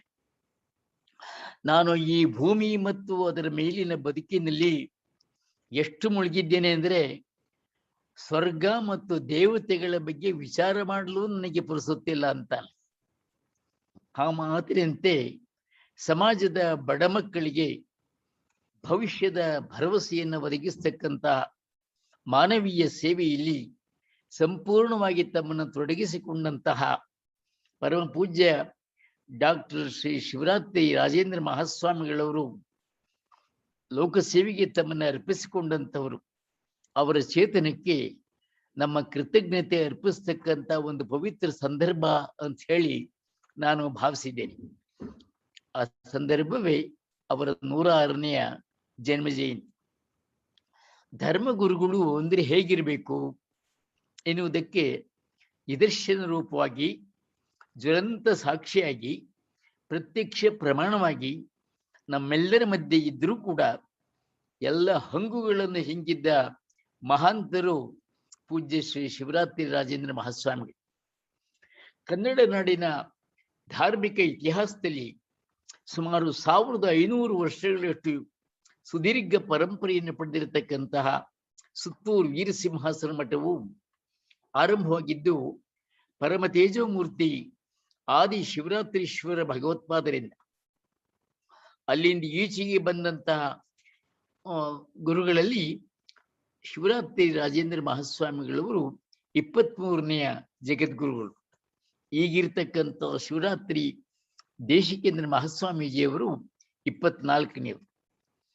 ಧರ್ಮ ಸಮನ್ವಯ, ಕಾಯಕ ದಾಸೋಹ ಸೇವೆ ಮತ್ತು ಶಿಕ್ಷಣ ಪ್ರಸಾರ, ಈ 3 ಮಹತ್ವಗಳ ಮಹಾಮನೆಯಂತಿರುವ ಸುತ್ತೂರು ಕ್ಷೇತ್ರ 1000 ವರ್ಷಕ್ಕೂ ಮಿಗಿಲಾದ ಪರಂಪರೆಯನ್ನು ಪಡೆದಿದ್ರೂ ಕೂಡ ಅದರ ಬೆಳಕು ಹರಡಿದ್ದು ಮಂತ್ರ ಮಹರ್ಷಿ ಎಂದೇ ವಿಖ್ಯಾತರಾಗಿರ್ತಕ್ಕಂಥ ಪೂಜ್ಯ ಶ್ರೀ ಪಟ್ಟದ ಶಿವರಾತ್ರಿ ಈಶ್ವರ ಮಹಾಸ್ವಾಮಿಗಳ ಕಾಲದಲ್ಲಿ. ಶ್ರೀ ಕ್ಷೇತ್ರಕ್ಕೆ ಭಕ್ತಿಯ ಭಸ್ಮ ಲೇಪಿಸಿದವರು ಆ ಮಂತ್ರ ಮಹರ್ಷಿಗಳೇ. ನಂತರ ಅದಕ್ಕೆ ಸಂಕಲ್ಪದ ಸಿದ್ಧಿಯ ಪುಷ್ಪ ಮುಡಿಸಿದವರು ಪೂಜ್ಯ ಶಿವರಾತ್ರಿ ರಾಜೇಂದ್ರ ಸ್ವಾಮಿಗಳು. ಶ್ರೀ ಕ್ಷೇತ್ರಕ್ಕೆ ವಿಸ್ತಾರದ ವಸ್ತ್ರ ಧರಿಸಿದವರು ಪ್ರಸ್ತುತದ ದೇಶಿಕೇಂದ್ರ ಮಹಾಸ್ವಾಮಿ. ಸಾಮಾನ್ಯವಾಗಿ ಮಠಗಳು ಅಂದ್ರೆ, ಮಠದ ಸ್ವಾಮಿಗಳು ಅಂದ್ರೆ ಒಂದು ರೀತಿಯ ಸಂಪ್ರದಾಯದ ವ್ಯವಸ್ಥೆಗಳು ಅಂತ ಹಾಗೆ ನೋಡುವಂತಹದ್ದು ಕಾಲ ಇದೆ. ಆದರೆ ಇಡೀ ವ್ಯವಸ್ಥೆಯನ್ನೇ ನಾವು ಹಾಗೆ ಪೂರ್ವಗ್ರಹ ಪೀಡಿಯಿಂದ ನೋಡಬೇಕಾದಂತ ಅಗತ್ಯ ಇಲ್ಲ. ಅದಕ್ಕೆ ಪ್ರತ್ಯಕ್ಷ ಸಾಕ್ಷಿ ನಮ್ಮ ಸುತ್ತೂರು ಮಠ. ಸತ್ಸಂಪ್ರದಾಯವನ್ನ ಪಾಲಿಸ್ತಾ, ಸಮಕಾಲೀನ ಅಗತ್ಯಗಳಿಗೆ ಸ್ಪಂದಿಸ್ತಾ, ಆಧುನಿಕರೂ ಒಪ್ಪುವಂತಹ ಸೇವಾ ಕಾರ್ಯ ನಿರ್ವಹಿಸಿರ್ತಕ್ಕಂಥ ನಮ್ಮ ಒಂದು ಪ್ರಾಚೀನ ಮತ್ತು ಅರ್ವಾಚೀನ ಎರಡನ್ನು ಬೆಸೆದಿರ್ತಕ್ಕಂಥ ಒಂದು ಮಠ ಸುತ್ತೂರು ಮಠ. ಮಠ ಎಂಬ ಶಬ್ದಕ್ಕೆ ನಿಘಂಟಿನಲ್ಲಿ ಸನ್ಯಾಸಿಗಳು ವಾಸಿಸುವ ಆಶ್ರಮ, ವಿದ್ಯೆ, ಜ್ಞಾನ ಮತ್ತು ಧರ್ಮಬೋಧೆ ಪ್ರಸಾರ ಕಾರ್ಯ ನಡೆಸ್ತಕ್ಕಂಥ ಅಧ್ಯಾತ್ಮ ಸಂಸ್ಥೆ, ಯಾತ್ರಾರ್ಥಿಗಳು, ಸಾಧು ಸಂತರು ಮತ್ತು ಅಧ್ಯಯನ ಮಾಡುವವರಿಗೆ ನಿರಂತರವಾಗಿ ಅನ್ನದಾನ ಮಾಡುವಂಥ ಕೇಂದ್ರ ಅಂತ ಹೇಳಿ ಅರ್ಥ ಕೊಡಲಾಗಿದೆ. ಬಹುಶಃ ನಿಘಂಟುಕಾರರು ನಮ್ಮ ಕರ್ನಾಟಕದಲ್ಲಿರ್ತಕ್ಕಂಥ ಸಿದ್ಧಗಂಗಾ, ಆದಿಚುಂಚನಗಿರಿ, ಸುತ್ತೂರು, ಗದಗ, ಭಾಲ್ಕಿ ಇಂತಹ ಕೆಲವು ಮಠಗಳನ್ನು ನೋಡೇನೆ ಈ ಅರ್ಥ ಕೊಟ್ಟಿರ್ಬೇಕೇನೋ ಅಂತ ಅನಿಸ್ತದೆ. ಈ ಎಲ್ಲ ಮಠಗಳಲ್ಲಿ ನಡೀತಾ ಇರುವಂತಹ ಅನ್ನದಾಸೋಹ ಕಾರ್ಯಕ್ರಮ, ಧ್ಯಾನದಾಸೋಹ ಕಾರ್ಯಕ್ರಮ ನಿಜಕ್ಕೂ ಕೂಡ ಮೆಚ್ಚುವಂತಹದ್ದು. ಸುತ್ತೂರು ಧರ್ಮಪೀಠಕ್ಕೆ ಸುದೀರ್ಘವಾದ ಇತಿಹಾಸವಿದೆ, ಪರಂಪರೆ ಇದೆ. ಕ್ರಿಸ್ತಶಕ 1004ರಲ್ಲಿ ಕಂಚಿಯ ರಾಜೇಂದ್ರ ಚೋಳ ಕನ್ನಡದ ತಲಕಾಡನ್ನ ಆಕ್ರಮಿಸ್ತಾನೆ. ಆಗ ಅಲ್ಲಿದ್ದಂತ ಗಂಗರ ದೊರೆ ರಕ್ಕಸ ಗಂಗಾ ಮತ್ತು ಅವನ ಸಾಮಂತರು ಒಟ್ಟಾಗಿ ಎದುರಿಸಿದರೂ ಕೂಡ ಆ ಶತ್ರು ಸೈನ್ಯಕ್ಕೆ ಸೋಲ್ಬೇಕಾಗಿ ಉಂಟಾಗುವಂತ ಒಂದು ಪರಿಸ್ಥಿತಿ ಉಂಟಾಗ್ತದೆ. ಆಗ ಪೂಜ್ಯ ಆದಿ ಜಗದ್ಗುರು ಶಿವರಾತ್ರೀಶ್ವರರು ಆ ಇಬ್ಬರು ರಾಜರುಗಳ ಮಧ್ಯೆ ಸೌಹಾರ್ದ ಮೂಡಿಸಿ ಶಾಂತಿ ಸ್ಥಾಪನೆ ಮಾಡ್ತಾರೆ. ಇದೊಂದು ಐತಿಹಾಸಿಕವಾದಂತ ದಾಖಲೆ. ಅಲ್ಲಿಂದ ಮುಂದೆ ಆ ಎರಡೂ ರಾಜಮಂತ್ರಿಗಳು, ಅನಂತರ ವಿಜಯನಗರದ ಅರಸರು, ಆನಂತರ ಮೈಸೂರು ಅರಸರು ಸುತ್ತೂರು ಮಠದ ಭಕ್ತರಾಗಿ ಪೋಷಕರಾಗಿ ಸೇವೆ ಸಲ್ಲಿಸಿರುವುದು ಮಠದ ಚರಿತ್ರೆಯಿಂದ ತಿಳಿದು ಬರ್ತದೆ. ನಮ್ಗೆಲ್ಲ ತಿಳಿದಿರುವಂತೆ ಲಿಂಗೈಕ್ಯ ಪೂಜ್ಯ ಶಿವರಾತ್ರಿ ರಾಜೇಂದ್ರ ಮಹಾಸ್ವಾಮಿಗಳು ಮತ್ತು ಈಗಿನ ಜಗದ್ಗುರುಗಳಾದ ಶ್ರೀ ಶಿವರಾತ್ರಿ ದೇಶಿಕೇಂದ್ರ ಮಹಾಸ್ವಾಮಿಗಳ ಕಾಲದಲ್ಲಿ ಸುತ್ತೂರು ಮಠದ ಸೇವೆ ಊಹಿಗೂ ನಿಲುಕದಷ್ಟು ವಿಸ್ತಾರಗೊಂಡಿದೆ. ಮೊದಲು ಸುತ್ತೂರು ಭಾಗ ಅಥವಾ ಮೈಸೂರು ಭಾಗಕ್ಕಷ್ಟೇ ಸೀಮಿತವಾಗಿದ್ದಂತಹ ಶ್ರೀ ಮಠದ ಸೇವೆ ಈಗ ಭಾರತದ ರಾಜಧಾನಿ ದೆಹಲಿಗಷ್ಟೇ ಇಲ್ಲದೆ ದೂರದ ಮಾರಿಷಸ್, ದುಬೈ, ಅಮೆರಿಕದ ಮೇರಿಲ್ಯಾಂಡ್ ಮೊದಲಾದ ಕಡೆಗೆಲ್ಲ ವಿಸ್ತರಿಸಿದೆ. ಈಗ ಶ್ರೀಮಠದ ಆಶ್ರಯದಲ್ಲಿ ಸುಮಾರು 320ಕ್ಕೂ ಹೆಚ್ಚು ಧಾರ್ಮಿಕ, ಶೈಕ್ಷಣಿಕ, ಸಾಂಸ್ಕೃತಿಕ, ಸಾಮಾಜಿಕ, ಕೃಷಿಕ ಸಂಸ್ಥೆಗಳಿದ್ದು ಪೂರ್ವ ಪ್ರಾಥಮಿಕದಿಂದ ಸ್ನಾತಕೋತ್ತರ ಪೋಸ್ಟ್ ಗ್ರಾಜ್ಯುಯೇಷನ್ ಸ್ನಾತಕೋತ್ತರ ಹಂತದವರೆಗೆ ಸುಮಾರು 80,000ಕ್ಕೂ ಹೆಚ್ಚು ವಿದ್ಯಾರ್ಥಿಗಳು JSS ಮಹಾವಿದ್ಯಾಲಯ ಪೀಠದ ಶಿಕ್ಷಣ ಸಂಸ್ಥೆಗಳಲ್ಲಿ ಶಿಕ್ಷಣ ಪಡೆದಿದ್ದಾರೆ. ಸುಮಾರು 20,000ಕ್ಕೂ ಹೆಚ್ಚು ವಿದ್ಯಾರ್ಥಿಗಳಿಗೆ ಉಚಿತ ಊಟ, ವಸತಿ, ಶಿಕ್ಷಣದ ಸೌಲಭ್ಯವನ್ನ ಕಲ್ಪಿಸಲಾಗಿದೆ. ಅದರಲ್ಲಿ ಅನಾಥರು, ದೀನದಲಿತರು ಮುಂತಾದ ಅವಕಾಶ ವಂಚಿತರಾಗಿರ್ತಕ್ಕಂಥ ಮಕ್ಕಳ ಸಂಖ್ಯೆನೇ 5,000ಕ್ಕೂ ಮೀರಿದೆ. JSS ಮಹಾವಿದ್ಯಾಪೀಠ ನಡೆಸ್ತಾ ಇರತಕ್ಕಂಥ ಅಖಿಲ ಭಾರತ ಸ್ಪರ್ಧಾತ್ಮಕ ಪರೀಕ್ಷೆಗಳ ತರಬೇತಿ ಸಂಸ್ಥೆ ಜಸ್ಟಿಸ್, ಅದಂತೂ ಇಡೀ ದೇಶದಲ್ಲೇ ಒಂದು ಪ್ರತಿಷ್ಠಿತ ಸಂಸ್ಥೆಯಾಗಿ ಹೆಸರು ಗಳಿಸಿದೆ. ಸುತ್ತೂರು ಮಠದ ಈ ಬೃಹತ್ ಪ್ರಮಾಣದ ಬೆಳವಣಿಗೆಗೆ ಆದಿ ಜಗದ್ಗುರು ಶಿವರಾತ್ರೀಶ್ವರರ ದಿವ್ಯ ಸಂಕಲ್ಪವೇ ಕಾರಣ. ಶ್ರೀ ಮಠದ ಗುರು ಪರಂಪರೆಯಲ್ಲಿ ಆಧ್ಯಾತ್ಮಿಕ ಅನುಭಾವಿಗಳಿದ್ದಂತೆ ಸಾಹಿತ್ಯ ಸಂಬಂಧ ಉಳ್ಳವರೂ ಇದ್ದರು. ಕ್ರಿಸ್ತಶಕ 1532ರಲ್ಲಿ ಪೀಠಕ್ಕೆ ಬಂದಂತ ಪೂಜ್ಯ ಶ್ರೀ ಘನಲಿಂಗ ದೇವರು ಪ್ರಸಿದ್ಧ ವಚನಕಾರರಾಗಿದ್ದರು. ಅವರ ವಚನಗಳನ್ನ ಪೂಜ್ಯ ಡಾಕ್ಟರ್ ಶಿವರಾತ್ರಿ ರಾಜೇಂದ್ರ ಮಹಾಸ್ವಾಮಿಗಳೇ ಸಂಪಾದಿಸಿ ಪ್ರಕಟಿಸಿದ್ದಾರೆ. ಇನ್ನು 1902ರಲ್ಲಿ ಅಧಿಕಾರಕ್ಕೆ ಬಂದಂತಹ ಪಟ್ಟದ ಶಿವರಾತ್ರೀಶ್ವರರಂತೂ 6 ಕೋಟಿ ಮಂತ್ರಗಳನ್ನ ಅವರು ಬರೆದು, ಷಡಕ್ಷರ ಮಂತ್ರಗಳನ್ನ ಬರೆದು ಮಂತ್ರ ಮಹರ್ಷಿ ಅಂತಲೇ ಹೆಸರಾಗಿದ್ದಾರೆ. ಈಗಿನ ಜಗದ್ಗುರುಗಳು ಕೂಡ ನಂಜುಂಡ ಭಾಗವತ ವಿರಚಿತ ಋಷಭೇಂದ್ರ ವಿಜಯ ಅಂತ ಹೇಳಿ ಒಂದು ಸಚಿತ್ರ ಕೃತಿಯನ್ನು ಸಂಪಾದಿಸಿ ಸಾಹಿತ್ಯ ಭಂಡಾರಕ್ಕೆ ಕೊಟ್ಟಿದ್ದಾರೆ. ಸುತ್ತೂರು ಮಠ ಇಂದಿನ ಎತ್ತರಕ್ಕೆ ಇದ್ದಕ್ಕಿದ್ದಂತೆ ಎದ್ದು ನಿಂತದ್ದಲ್ಲ. ಈ ಸಾಧನೆಯ ಹಿಂದೆ ಲಿಂಗೈಕ್ಯ ಶಿವರಾತ್ರಿ ರಾಜೇಂದ್ರ ಮಹಾಸ್ವಾಮಿಗಳು ಹರಿಸಿದ ಬೆವರಿನ ಶ್ರಮವಿದೆ, ಕರೆದ ಕಣ್ಣೀರಿನ ನೋವಿದೆ, ಪಟ್ಟ ಬಾಡಿನ ಪಯಣವಿದೆ. ಆರಂಭ ದಿನಗಳಲ್ಲಿ ಅವರು ಅನುಭವಿಸಿರ್ತಕ್ಕಂಥ ಕಷ್ಟ ನಷ್ಟಗಳು ಅಗಾಧವಾದಂಥವು. ಹಳ್ಳಿಗೆ ಕಾಲ್ನಡಿಗೆಯಲ್ಲಿ ಹೋಗಿ ಉಳ್ಳವರ ಬಳಿ ನಿಂತು ಭಿಕ್ಷಾಜೋಳಿಗೆ ಹಿಡಿದು ಸಂಗ್ರಹಿಸಿ ಬಂದು ಲೆಕ್ಕವಿಲ್ಲದಷ್ಟು ಮಕ್ಕಳನ್ನ ಅವರು ಸಾಕಿದ್ದಾರೆ. ಸಲೆ ಕೂಲಿಯ ಮಾಡಿಯಾದರೂ ನಿಮ್ಮ ನಿಲುವಿಂಗೆ ಕುದಿವೆನಲ್ಲದೆ ಎನ್ನೊಡಲ ಅವಸರಕ್ಕೆ ಕುದಿದಿನದಡೆ ತಲೆದಂಡ ಎಂತಕ್ಕಂಥ ಬಸವಣ್ಣ ಸ್ವಾಮೀಜಿಯವರ ಉಸಿರಾಗಿತ್ತು. ಧಾರ್ಮಿಕ ಕೇಂದ್ರಗಳ ಕಾರ್ಯ ಯಂತ್ರಗಳಿಂದ ತಯಾರು ಮಾಡತಕ್ಕಂಥ ವಸ್ತುಗಳಂತಲ್ಲ, ಅದು ಭಕ್ತ ಸಮುದಾಯದ ಅಂತರಂಗ ಪರಿವರ್ತನೆ ಮಾಡಬೇಕಾದಂತ ಮಹಾಸಾಹಸದ ಕೆಲಸ. ಅದಕ್ಕೆ ಅಪಾರವಾದಂತ ತಾಳ್ಮೆ, ಅಗಾಧವಾದಂತಹ ಕಷ್ಟ ಸಹಿಷ್ಣುತೆ ಬೇಕಾಗ್ತದೆ. ಇಂತಹ ಸಾರ್ವಜನಿಕ ಸೇವಾ ಕಾರ್ಯದಲ್ಲಿ ಸೋಲು ಗೆಲುವುಗಳು ಉಂಟಾಗೋದು ಸಹಜ.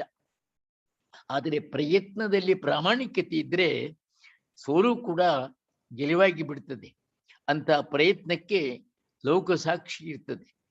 ದೇವರು ನೋಡುವುದು ನಾವು ಗಳಿಸಿದ ಪದವಿ ಪ್ರಶಸ್ತಿಗಳಲ್ಲ ಅಂತ ನಾನು ಹಿಂದೊಮ್ಮೆ ಹೇಳಿದ್ದೆ.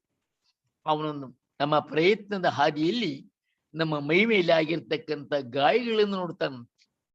ಹಾಗೆ ಆ ಮಾತಿನಂತೆ ಲಿಂಗೈಕ್ಯ ಶಿವರಾತ್ರಿ ರಾಜೇಂದ್ರ ಮಹಾಸ್ವಾಮಿಗಳು ಅಂತ ಎಷ್ಟೋ ಗಾಯಗಳನ್ನ ನೋವನ್ನು ಅನುಭವಿಸಿದರೂ ತಮ್ಮ ಸೇವಾ ಸಂಕಲ್ಪದಿಂದ ಎಂದೂ ಹಿಂದಕ್ಕೆ ಸರಿದವರಲ್ಲ. ಮಾನವ ಸಮುದಾಯದ ಘನತೆಯನ್ನು ಕಾಪಾಡುವ ಕಠಿಣ ಕಾರ್ಯದಲ್ಲಿ ಅವರು ಯಶಸ್ವಿಯಾದದ್ದು ನಮಗೆಲ್ಲ ತಿಳಿದಂತ ವಿಷಯ. ಪೂಜ್ಯ ಶಿವರಾತ್ರಿ ರಾಜೇಂದ್ರ ಮಹಾಸ್ವಾಮಿಗಳ ಸಮಗ್ರ ಜೀವನವನ್ನು ತಿಳಿದುಕೊಳ್ಳಬೇಕಾದ್ರೆ ವೀರಭದ್ರ ಅಂತ ಒಬ್ಬರು ನಮ್ಮಲ್ಲಿ ಸಾಹಿತಿಗಳು, ಅವರು ಸುತ್ತೂರ ಸುರದೇನು ಅಂತ ಒಂದು ಕಾದಂಬರಿಯನ್ನೇ ಬರೆದಿದ್ದಾರೆ, ಚಾರಿತ್ರಿಕ ಕಾದಂಬರಿ. ಆ ಕಾದಂಬರಿಯನ್ನ ಯಾರಾದರೂ ಓದದೇ ಇದ್ರೆ ಖಂಡಿತ ಅದನ್ನು ಓದಬೇಕು. ಅದು ಕಲ್ಪಿತವಾದಂಥ ಕಥೆಯಿಲ್ಲ, ವಸ್ತುನಿಷ್ಠವಾದಂಥ ಒಂದು ಚರಿತ್ರೆ. ಒಂದು ಕಾಲದಲ್ಲಿ ಸುತ್ತೂರು ಮಠ 515 ಅಂಕಣಗಳ ಒಂದು ಬೃಹತ್ ಮಂದಿರವಾಗಿತ್ತು. ಅದಕ್ಕೆ ಅಪಾರವಾದ ಭೂಮಿ ಕಾಣಿಗಳಿದ್ದವು. ಶ್ರೀಮಠದ ಧಾರ್ಮಿಕ ಆಡಳಿತಕ್ಕೆ ಸೇರಿದಂತ 891 ಹಳ್ಳಿಗಳ 77 ಮಠಗಳಿದ್ದವು, ಶಾಖಾ ಮಠಗಳು. ಪ್ರತಿ 33 ಹಳ್ಳಿಗೆ ಒಂದೊಂದು ಕೇಂದ್ರ ಸ್ಥಾಪನೆ ಮಾಡಿದ್ರು. ಆದರೆ ಇಲ್ಲಿಗೆ ಸುಮಾರು 300 ವರ್ಷಗಳ ಹಿಂದೆ ದುಷ್ಟರ ಮಾತಿಗೆ ಹೋಗೊಟ್ಟು ಆಗ ಮೈಸೂರಿನ ಅರಸನಾಗಿದ್ದಂತ ಚಿಕ್ಕದೇವರಾಜ ಎಂಬ ಮನುಷ್ಯ ಅವನ ಕಾಲದಲ್ಲಿ ತೆರಿಗೆ ಕಾರಣ ಹೇಳಿ ಸುತ್ತೂರು ಮಠದ ಮೇಲೆ ದಾಳಿ ನಡೆಸ್ತಾರೆ. ಆಗ ಮಠಾಧಿಪತಿಗಳಾಗಿದ್ದ ಪೂಜ್ಯ ಶ್ರೀ ಗುರು ಚನ್ನಬಸವೇಶ್ವರರು ಜನತೆಯನ್ನು ಸಂಘಟಿಸಿ ಆ ರಾಜನ ಸೈನಿಕರ ವಿರುದ್ಧ ಸೆಣಸಾಡುತ್ತಾರೆ. ಆ ಸಂದರ್ಭದಲ್ಲಿ ಒಬ್ಬ ಗ್ರಾಮೀಣನನ್ನ ಒಬ್ಬ ಸೈನಿಕ ಹತ್ಯೆ ಮಾಡ್ತಾನೆ. ಆ ಸತ್ತಂತ ತಾಯಿ, ಆ ವ್ಯಕ್ತಿಯ ತಾಯಿಗೆ 8 ಜನ ಗಂಡು ಮಕ್ಕಳು. ಆ 8 ಜನ ಆ ಕದಾಟದಲ್ಲಿ ಸತ್ತು ಹೋಗ್ಬಿಡ್ತಾರೆ. ಆಗ ತಾಯಿ ಹೇಳ್ತಾಳೆ, ನನ್ನ 8 ಮಕ್ಕಳು ಕೂಡ ನಾಡಿಗಾಗಿ ತ್ಯಾಗ ಮಾಡಿದಂಥವ್ರು ಅಂತ ಹೆಮ್ಮೆ ಪಡ್ತಾಳೆ. ಇಂತಹ ಪರಂಪರೆಯ ನೆಲ ಆ ಸುತ್ತೂರು ಭಾಗ. ಆಗ ಸುತ್ತೂರು ಮೇಲೆ ನಡೆದಂತ ದಾಳಿಯ ಆಘಾತದಿಂದಾಗಿ ಸಂಪೂರ್ಣವಾಗಿ ನಷ್ಟಕ್ಕೊಳಗಾಗಿದ್ದಂತಹ ಆ ಸುತ್ತೂರು ಮಠದ ಪುನರುದ್ಧಾರ ಕಾರ್ಯ ನಡೆದದ್ದು 22ನೇ ಜಗದ್ಗುರು ಮಂತ್ರ ಮಹರ್ಷಿ ಶ್ರೀ ಪಟ್ಟದ ಶಿವರಾತ್ರೀಶ್ವರರಿಂದ. ಅವರು ಪಟ್ಟಾಧಿಕಾರ ಪಡೆದ ನಂತರ ಅವರು ಕೈಗೊಂಡಂತ ಮೊದಲ ಕಾರ್ಯ ಅಂದ್ರೆ ಎಲ್ಲೆಲ್ಲೋ ಹರಡಿ ಚೆಲ್ಲಿ ಹೋಗಿದ್ದಂತಹ ದಾಖಲೆಗಳನ್ನ, ಆಮೇಲೆ ಅನೇಕ ಪ್ರಾಚೀನ ಕಲಾಕೃತಿಗಳನ್ನ ಒಂದು ಕಡೆ ಸೇರಿಸಿ ಅದನ್ನ ವಸ್ತು ಸಂಗ್ರಹಕ್ಕಾಗಿ ಸಂಗ್ರಹಿಸಿಡ್ತಾರೆ. ಮತ್ತೆ ಹಿಂದಿನ ದಾಖಲೆಗಳನ್ನೆಲ್ಲ ಅವರು ಪ್ರತಿನಿತ್ಯ ನೋಡಿ ಅದಕ್ಕೆ ಬೇಕಾದಂತ ಕ್ರಮವನ್ನು ಕೈಗೊಳ್ತಾರೆ. ಅದನ್ನೆಲ್ಲ ಈ ಬಾಲಕರಾಗಿದ್ದಂತ ಆಗ ತಾನೇ ಮಠಕ್ಕೆ ತಂದಿದ್ದಂತಹ ಬಾಲಕ ಶಿವರಾತ್ರಿ ರಾಜೇಂದ್ರ ಅಂತ ನಾವೇನ್ ಕರಿತೀವಿ, ಆ ರಾಜೇಂದ್ರರು ಅತ್ಯಂತ ಸೂಕ್ಷ್ಮವಾಗಿ ತೀಕ್ಷ್ಣವಾಗಿ ಆ ಹಿರಿಯ ಗುರುಗಳು ಮಾಡುವಂತ ಕೆಲಸ ನೋಡ್ತಾ ಇರ್ತಾರೆ. ಅದಲ್ಲೆಲ್ಲ ಆ ಸುತ್ತೂರು ಸುರದೇನದಲ್ಲಿ ದಾಖಲೆ ಮಾಡಿದ್ದಾರೆ. ನಾನು ಈ ಸಂದರ್ಭದಲ್ಲಿ ಪೂಜ್ಯ ಶಿವರಾತ್ರಿ ರಾಜೇಂದ್ರ ಸ್ವಾಮಿಗಳ ಇಡೀ ಪರಿಚಯವನ್ನು ಮಾಡಲಿಕ್ಕೆ ಹೋಗೋದಿಲ್ಲ. ಪ್ರತಿ ಜಯಂತಿಯಲ್ಲೂ ಕೂಡ ಅವ್ರ ಪರಿಚಯ ಆಗ್ತದೆ. ಆದರೂ ಅವ್ರ ಜೀವನದ 2 ಹೃದಯ ಸ್ಪರ್ಶಿ ಪ್ರಸಂಗಗಳನ್ನ ನಾನಿಲ್ಲಿ ಪ್ರಸ್ತಾಪ ಮಾಡ್ತಾ ಇದ್ದೀನಿ. ಒಂದು, ಅವರು 5 ವರ್ಷದ ಬಾಲಕನಾಗಿದ್ದಾಗ ಒಂದು ನಡೆದ ಘಟನೆ. ಒಂದು ದಿನ ಅವ್ರ ಮನೆ ಮುಂದೆ ಭಿಕ್ಷುಕನೊಬ್ಬ ಕವಳ ತಾಯಿ ಅಂತ ಹೇಳಿ ಕೂಗ್ತಾನೆ. ಆಗ ಈ ಮಗು 5 ವರ್ಷದ ಈ ಮಗು ಕೂಡ್ಲೆ ಏನೋ ಕೆಲಸದಲ್ಲಿ ತಾಯಿ ತೊಡಗಿರ್ತಾಳ, ಆಕೆ ಗಮನ ಕೊಡುದಿಲ್ಲ. ಆಗ ಈ ಹುಡುಗ ಒಳಗೆ ಹೋಗಿ ರಾಗಿ ಚೀಲದಿಂದ ಒಂದು ಸೇರು ರಾಗಿಯನ್ನು ತುಂಬಿಕೊಂಡು ಬಂದು ಅವನಿಗೆ ಭಿಕ್ಷುಕನಿಗೆ ಹಾಕ್ತಾರೆ. ಆವಾಗ ತಾಯಿ ನೋಡಿ, ಏನಪ್ಪಾ ನೀನು ಒಂದ್ಸಾರಿ ಭಿಕ್ಷೆಗೆ ಏನೋ ಒಂದಿಷ್ಟು ಬೊಗಸೆಯಲ್ಲಿ ಹಾಕ್ತಾರೆ, ನೀನು ಸೇರುಗಟ್ಲೆ ಕೊಟ್ರೆ ಎಲ್ಲ ಮುಗಿದ ಮೇಲೆ ಏನ್ ಮಾಡ್ತೀಯಾ ಅಂತ ಕೇಳ್ತಾರೆ. ಅದಕ್ಕೆ ಮಗು ಹೇಳ್ತದೆ, ನಾನು ಶಿವರಾತ್ರೀಶ್ವರ ಹೋಗಿ ಕೇಳ್ಕೊಂಡ್ಬರ್ತೀನಿ. ಒಂದ್ ವೇಳೆ ಶಿವರಾತ್ರೀಶ್ವರ ಕೊಡದೇ ಇದ್ರೆ ಏನ್ ಮಾಡ್ತೀಯ? ನಾನು ಯಾರ ಮನೆಯಲ್ಲಿ ಇದೆಯೋ ಅಲ್ಲಿ ಹೋಗಿ ಕೇಳ್ಕೊಂಡ್ಬರ್ತೀನಿ, ಅವರು ಕೊಡದೇ ಇದ್ರೆ ಏನ್ ಮಾಡ್ತೀಯ ಅಂತ ಹೇಳಿ ತಾಯಿ ಕೇಳ್ತಾಳೆ. ಆಗ ಅಲ್ಲೊಬ್ಬರು ಬಸವಯ್ಯನವರು ಅಂತ ಇರ್ತಾರೆ, ಅವರು ಅವನ ಮುಖ ನೋಡಿ ಯಾರು ಇಲ್ಲ ಅಂತಾರೆ ಅಂತ ಕೇಳ್ತಾರೆ ಅನ್ನೋ ಒಂದು ಸ್ವಾರಸ್ಯದ ಪ್ರಸಂಗ. ಇನ್ನೊಂದು ಸಂದರ್ಭ, ರಾಜೇಂದ್ರಿಗೆ 5 ವರ್ಷ ಆದ ಕೂಡಲೇ ನಾವು ಮಠಕ್ಕೆ ಬಿಟ್ಕೊಡ್ತೀವಿ ಅಂತ ತಂದೆ ತಾಯಿ ಹೇಳಿರ್ತಾರೆ. ಹಾಗೆ 5 ವರ್ಷ ಆಗಿರ್ತದೆ. ಆಗ ಒಂದಿನ ಅವ್ರ ಅಜ್ಜಿ ಮಲ್ಲಾಜಮ್ಮ ಅಂತ, ಅವನು ಆ ಅಜ್ಜಿ ಕೇಳ್ತದೆ, ಇನ್ಮೇಲೆ ನೀನು ಬುದ್ಧಿಯವ್ರ ಹತ್ರ ಇರ್ಬೇಕಲ್ಲಪ್ಪ ಅಂತ ಕೇಳ್ತದೆ. ಅದಕ್ಕೆ ಅವನು ಇರ್ತೀನಿ ಅಂತ ಮಗು ಹೇಳುತ್ತೆ, ಎಷ್ಟು ಧೈರ್ಯವಾಗಿ. ಈಗಲೂ ಆಗ ಹೇಳ್ತಾಗ, ಈಗಲೂ ಹಗಲು ರಾತ್ರಿ ಅಲ್ಲೇ ಇರ್ಬೇಕಾಗತ್ತೆ ಅಂತ ಅಜ್ಜಿ ಹೇಳ್ತದೆ. ಅದಕ್ಕೆ ಇರ್ತೀನಿ ಅಜ್ಜಿ, ಅದಕ್ಕೇನಂತೆ ಅಂತ ಹೇಳ್ತದೆ. ಆಗ ನಮ್ಮನ್ನೆಲ್ಲ ಬಿಟ್ಟು ಹೋಗ್ತೀಯಲ್ಲ ನೀನು, ನಾನೆಲ್ಲಿ ಬಿಟ್ಟು ಹೋಗ್ತೀನಿ, ಇಲ್ಲಿ ಹತ್ರನೇ ಇರ್ತೀನಿ. ಒಂದು ವೇಳೆ ಗುರುಗಳು ನಿನ್ನ ಮನೆಗೆ ಬರ್ಲಿಕ್ಕೆ ಬಿಡದೇ ಇದ್ರೆ ಏನ್ ಮಾಡ್ತೀಯ ಅಂತ, ನಾನು ಅಲ್ಲಿಂದಲೇ ಅಜ್ಜಿ ಅಜ್ಜ ಅಂತ ಕೂಗ್ತೇನಿ ಅಂತ. ಹಂಗ ಕೂಗಬಾರ್ದು ಅಂತಂದ್ರೆ ಏನ್ ಮಾಡ್ತೀನಿ, ನನ್ನ ಮನಸ್ಸಿನಲ್ಲೇ ಅಜ್ಜ ಅಜ್ಜಿ ಅಂತ ಹೇಳ್ತೀನಿ. ಈ ಸೂಚನೆಗಳು ಆ ಸ್ವಾಮಿಗಳು ಮುಂದೆ ಬೆಳೀತಕ್ಕಂತ ಭವಿಷ್ಯವನ್ನ ಅವು ತೋರಿಸ್ತಾವೆ ಅಂತ ಹೇಳಿ ನಾನು ತಿಳ್ಕೊಂಡಿದ್ದೇನೆ. ಅವರು ಪೀಠಾಧಿಕಾರಿಗಳಾದ ಮೇಲೆ ನಡೆದಂತಹ ಸಂಗತಿಗಳು ನೂರಾರಿವೆ. ಅವರು ಉನ್ನತ ಶಿಕ್ಷಣ ಪಡಿಬೇಕು ಅಂತೇಳಿ ಕಾಶಿಗೆ ಹೇಳ್ದೆ ಕೇಳದೆ ಕಾಶಿಗೆ ಹೋಗ್ತಾರೆ.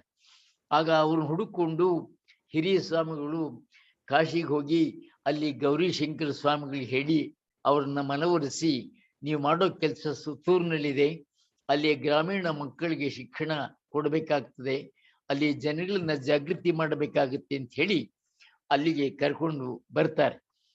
ಆಮೇಲೆ ಅವ್ರು ಬಂದ ಮೇಲೆ ಮೊದಲನೇ ಕೆಲಸ, ಅವರು ಅಧಿಕಾರಕ್ಕೆ ಬಂದ ಮೇಲೆ ಮಾಡಿದ ಕೆಲಸ, ವಿದ್ಯಾರ್ಥಿನಲ್ಲಿ ಗ್ರಾಮೀಣ ಪ್ರದೇಶದ ಮಕ್ಕಳಿಗೆ ಒಂದು ನಗರದಲ್ಲಿ ಕಲೀಲಿಕ್ಕೆ ಆಶ್ರಯ ಬೇಕಂತ ಹೇಳಿ ವಿದ್ಯಾರ್ಥಿ ನಿಲಯ ಮಾಡ್ತಾರೆ.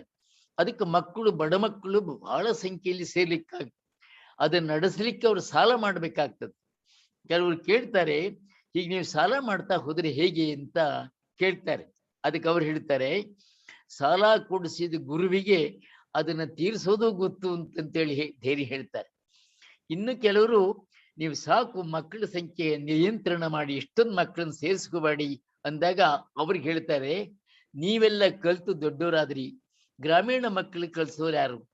ಇಲ್ಲಿ ಬೆಳೆದಂತ, ಇಲ್ಲಿ ಅರಳಿದಂತ ಬೆಳಕು ಬೇರೆಯವ್ರಿಗೂ ಬೆಳಕು ನೀಡುತ್ತದೆ. ಅದರಿಂದ ಮಕ್ಕಳಿಗೆ ವಿದ್ಯಾರ್ಥಿ ಎಷ್ಟು ಜನ ಮಕ್ಕಳು ಬಂದ್ರು ಕೂಡ ಸೇರ್ಲಿ ಅನ್ನುವಂತಹ ಮಾತನ್ನ ಹೇಳ್ತಾರೆ.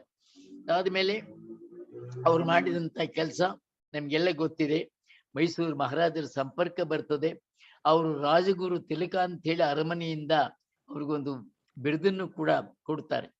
ಆಮೇಲೆ 1986ರಲ್ಲಿ ಈಗಾಗಲೇ ಆರಂಭದಲ್ಲಿ ಹೇಳಿದ ಹಾಗೆ ಅಖಿಲ ಭಾರತ ಶರಣ ಸಾಹಿತ್ಯ ಪರಿಷತ್ತನ್ನು ಸ್ಥಾಪನೆ ಮಾಡ್ತಾರೆ. ಕನ್ನಡ ಸಾಹಿತ್ಯ ಪರಿಷತ್ ಇರುವಾಗ ಇನ್ನೊಂದು ಪರಿಷತ್ ಏಕೆ ಅಂತ ಕೆಲವರು ಅಂದಿದ್ದುಂಟು. ಆದರೆ ಶರಣ ಸಾಹಿತ್ಯ ಪರಿಷತ್ತಿನ ಉದ್ದೇಶ 12ನೇ ಶತಮಾನದಲ್ಲಿ ನಡೆದಂತ ಸಮಾಜ ಧಾರ್ಮಿಕ ಆಂದೋಲನ ಏನಿತ್ತು, ಅದು ಲೋಕಸೋಜಿಗದ ಆಂದೋಲನ.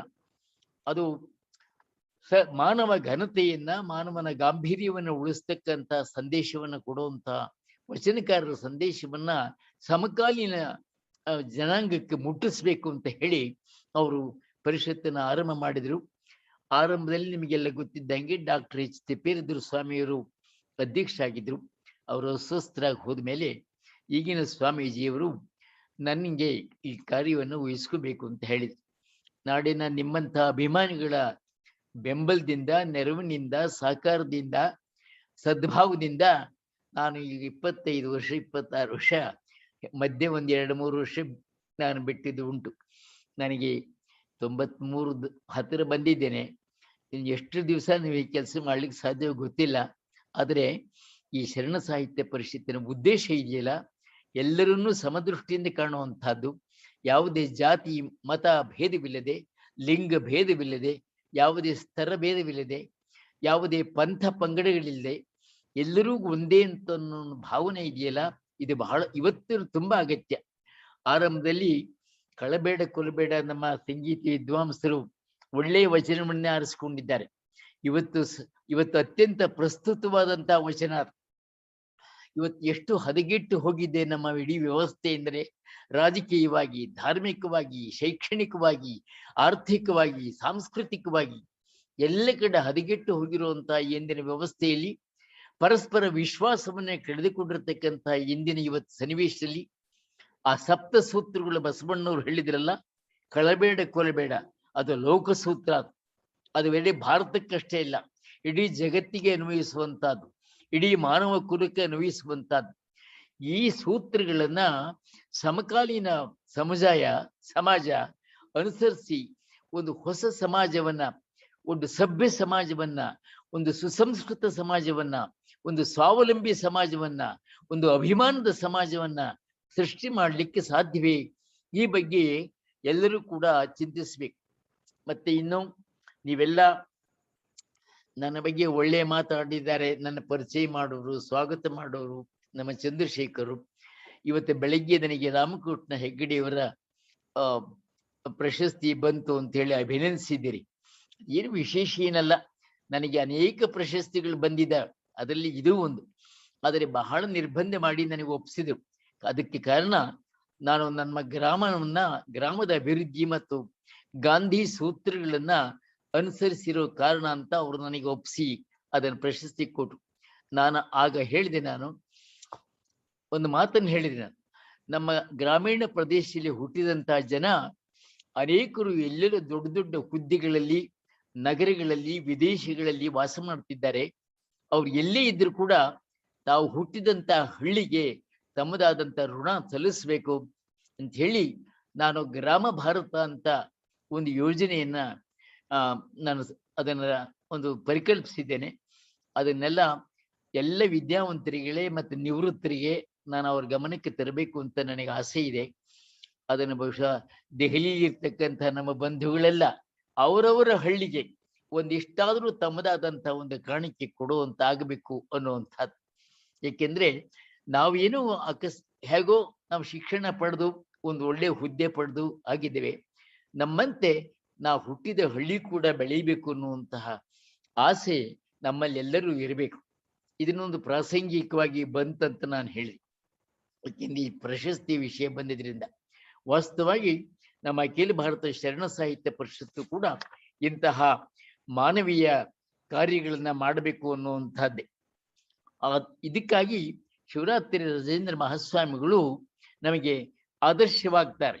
ಅವರು ಮಹಾ ಧೈರ್ಯವಂತರು, ಅವರಲ್ಲಿ ಕ್ರೌರ್ಯವಿರಲಿಲ್ಲ, ಅವರು ವಿನಯವಂತರು, ಅವರಲ್ಲಿ ವಿವಂಚನೆ ಇರಲಿಲ್ಲ, ಅವರು ಅಭಿಮಾನಿಗಳು, ಅವರಲ್ಲಿ ಅಹಂಕಾರವಿರಲಿಲ್ಲ, ಅವರದ್ದು ಮೃದು ಸ್ವಭಾವ ಆದರೆ ದೌರ್ಬಲ್ಯವಿರಲಿಲ್ಲ, ಅವರು ಸ್ಥಾವರವಲ್ಲ ಜಂಗಮ, ಪ್ರಾಮಾಣಿಕತೆ, ನಿಷ್ಠೆ, ಅನುಕಂಪ, ಸಜ್ಜನಿಕೆ ಮತ್ತು ಬದ್ಧತೆಗಳ ಮೊತ್ತವಾಗಿದ್ದರು ಪೂಜ್ಯ ರಾಜೇಂದ್ರ ಸ್ವಾಮಿಗಳು. ಪೂಜ್ಯರು ಬಸವಣ್ಣನ ಭಕ್ತಿಗೆ ಬೆರಗಾದವರು, ಅಕ್ಕ ಮಹಾದೇವಿಯ ವೈರಾಗ್ಯಕ್ಕೆ ಮಂತ್ರಮುಗ್ಧರಾದರು, ಪ್ರಭುವಿನ ಆತ್ಮಜ್ಞಾನಕ್ಕೆ ನಮೋ ಎಂದವರು, ಹಾಗೆ ಸಮಾಜದ ದುಸ್ಥಿತಿಯೇ ಮಮ್ಮಲ ಮರುಗಿದವರು, ಸಮುದಾಯ ಜಾಗೃತಿಗೆ ದನಿಗೂಡಿಸಿದವರು, ಮಣ್ಣಾಗಿದ್ದವರನ್ನು ಮಡಿಕೆ ಮಾಡಿದವರು, ಕಲ್ಲಾಗಿದ್ದವರನ್ನು ಕಡಿದ ಮೂರ್ತಿ ಮಾಡಿದವರು, ಬೀಜವಾಗಿದ್ದವರನ್ನು ಬಿತ್ತಿ ಬೆಳೆದರು, ಕಸವಾಗಿದ್ದವರನ್ನು ರಸವನ್ನಾಗಿ ಮಾಡಿದರು. ಈ ಕಾರಣದಿಂದ ಪೂಜ್ಯ ಶ್ರೀ ಶಿವರಾತ್ರಿ ಮಹಾಸ್ವಾಮಿಗಳವರನ್ನ ನಾವು ಮತ್ತೆ ಮತ್ತೆ ಸ್ಮರಿಸಬೇಕಾಗ್ತದೆ. ಇಂತಹ ಒಂದು ಕಾರ್ಯಕ್ರಮ ನಡೆಸಿ ಇಷ್ಟೊಂದು ಜನಗಳನ್ನ ಸೇರಿಸಿ ನೀವೆಲ್ಲ ನಿಮ್ಮ ಭಕ್ತಿ ಗೌರವಗಳನ್ನ ತೋರಿಸ್ತಾ ಇರೋದಕ್ಕಾಗಿ ನಮ್ಮ ದೆಹಲಿ ಶರಣ ಸಾಹಿತ್ಯ ಪರಿಷತ್ತಿನ ಅಧ್ಯಕ್ಷರಾದ ಚಂದ್ರಶೇಖರ್ ಮತ್ತು ಅದರ ಎಲ್ಲ ಪದಾಧಿಕಾರಿಗಳು ಇವತ್ತಿನ ಕಾರ್ಯಕ್ರಮದಲ್ಲಿ ಪಾಲ್ಗೊಂಡಂತ ನಿಮ್ಮೆಲ್ಲರಿಗೂ ಕೂಡ ನನ್ನ ಪ್ರಣಾಮವನ್ನು ಮತ್ತೊಮ್ಮೆ ಸಲ್ಲಿಸ್ತೇನೆ. ಶರಣು.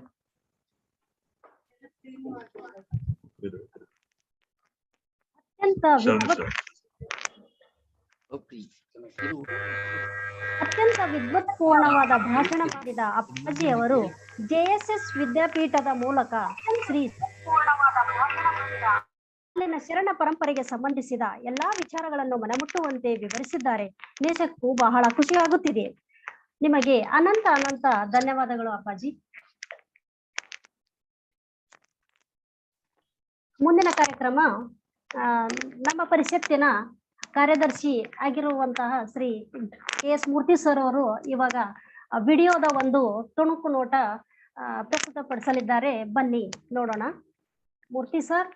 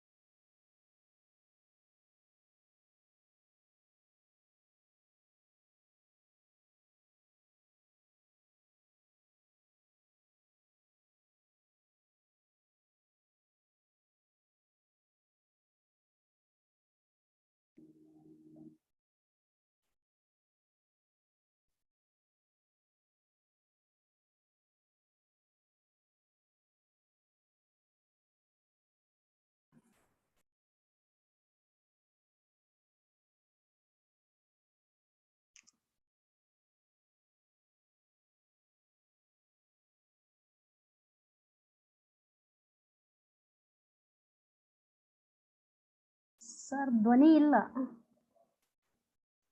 ಸೌಂಡ್ ಬರ್ತಾ ಇಲ್ಲ ಸರ್. ಬಹುಶಃ ತಾಂತ್ರಿಕ ಸಮಸ್ಯೆ ಇರ್ಬೋದು. ಇರ್ಲಿ ಸರ್, ಹಾಗೇನೆ ಸ್ವಲ್ಪ ಫಾಸ್ಟ್ ಮೂವ್ ಮಾಡ್ಬಿಡಿ. ಒಂದು 4 ನಿಮಿಷ ಇದೆ, ಮಾಡಿ ಸರ್. ಇರ್ಲಿ, ನಾವು ಹಾಗೆ ನೋಡ್ಕೊಳ್ಳೋಣ.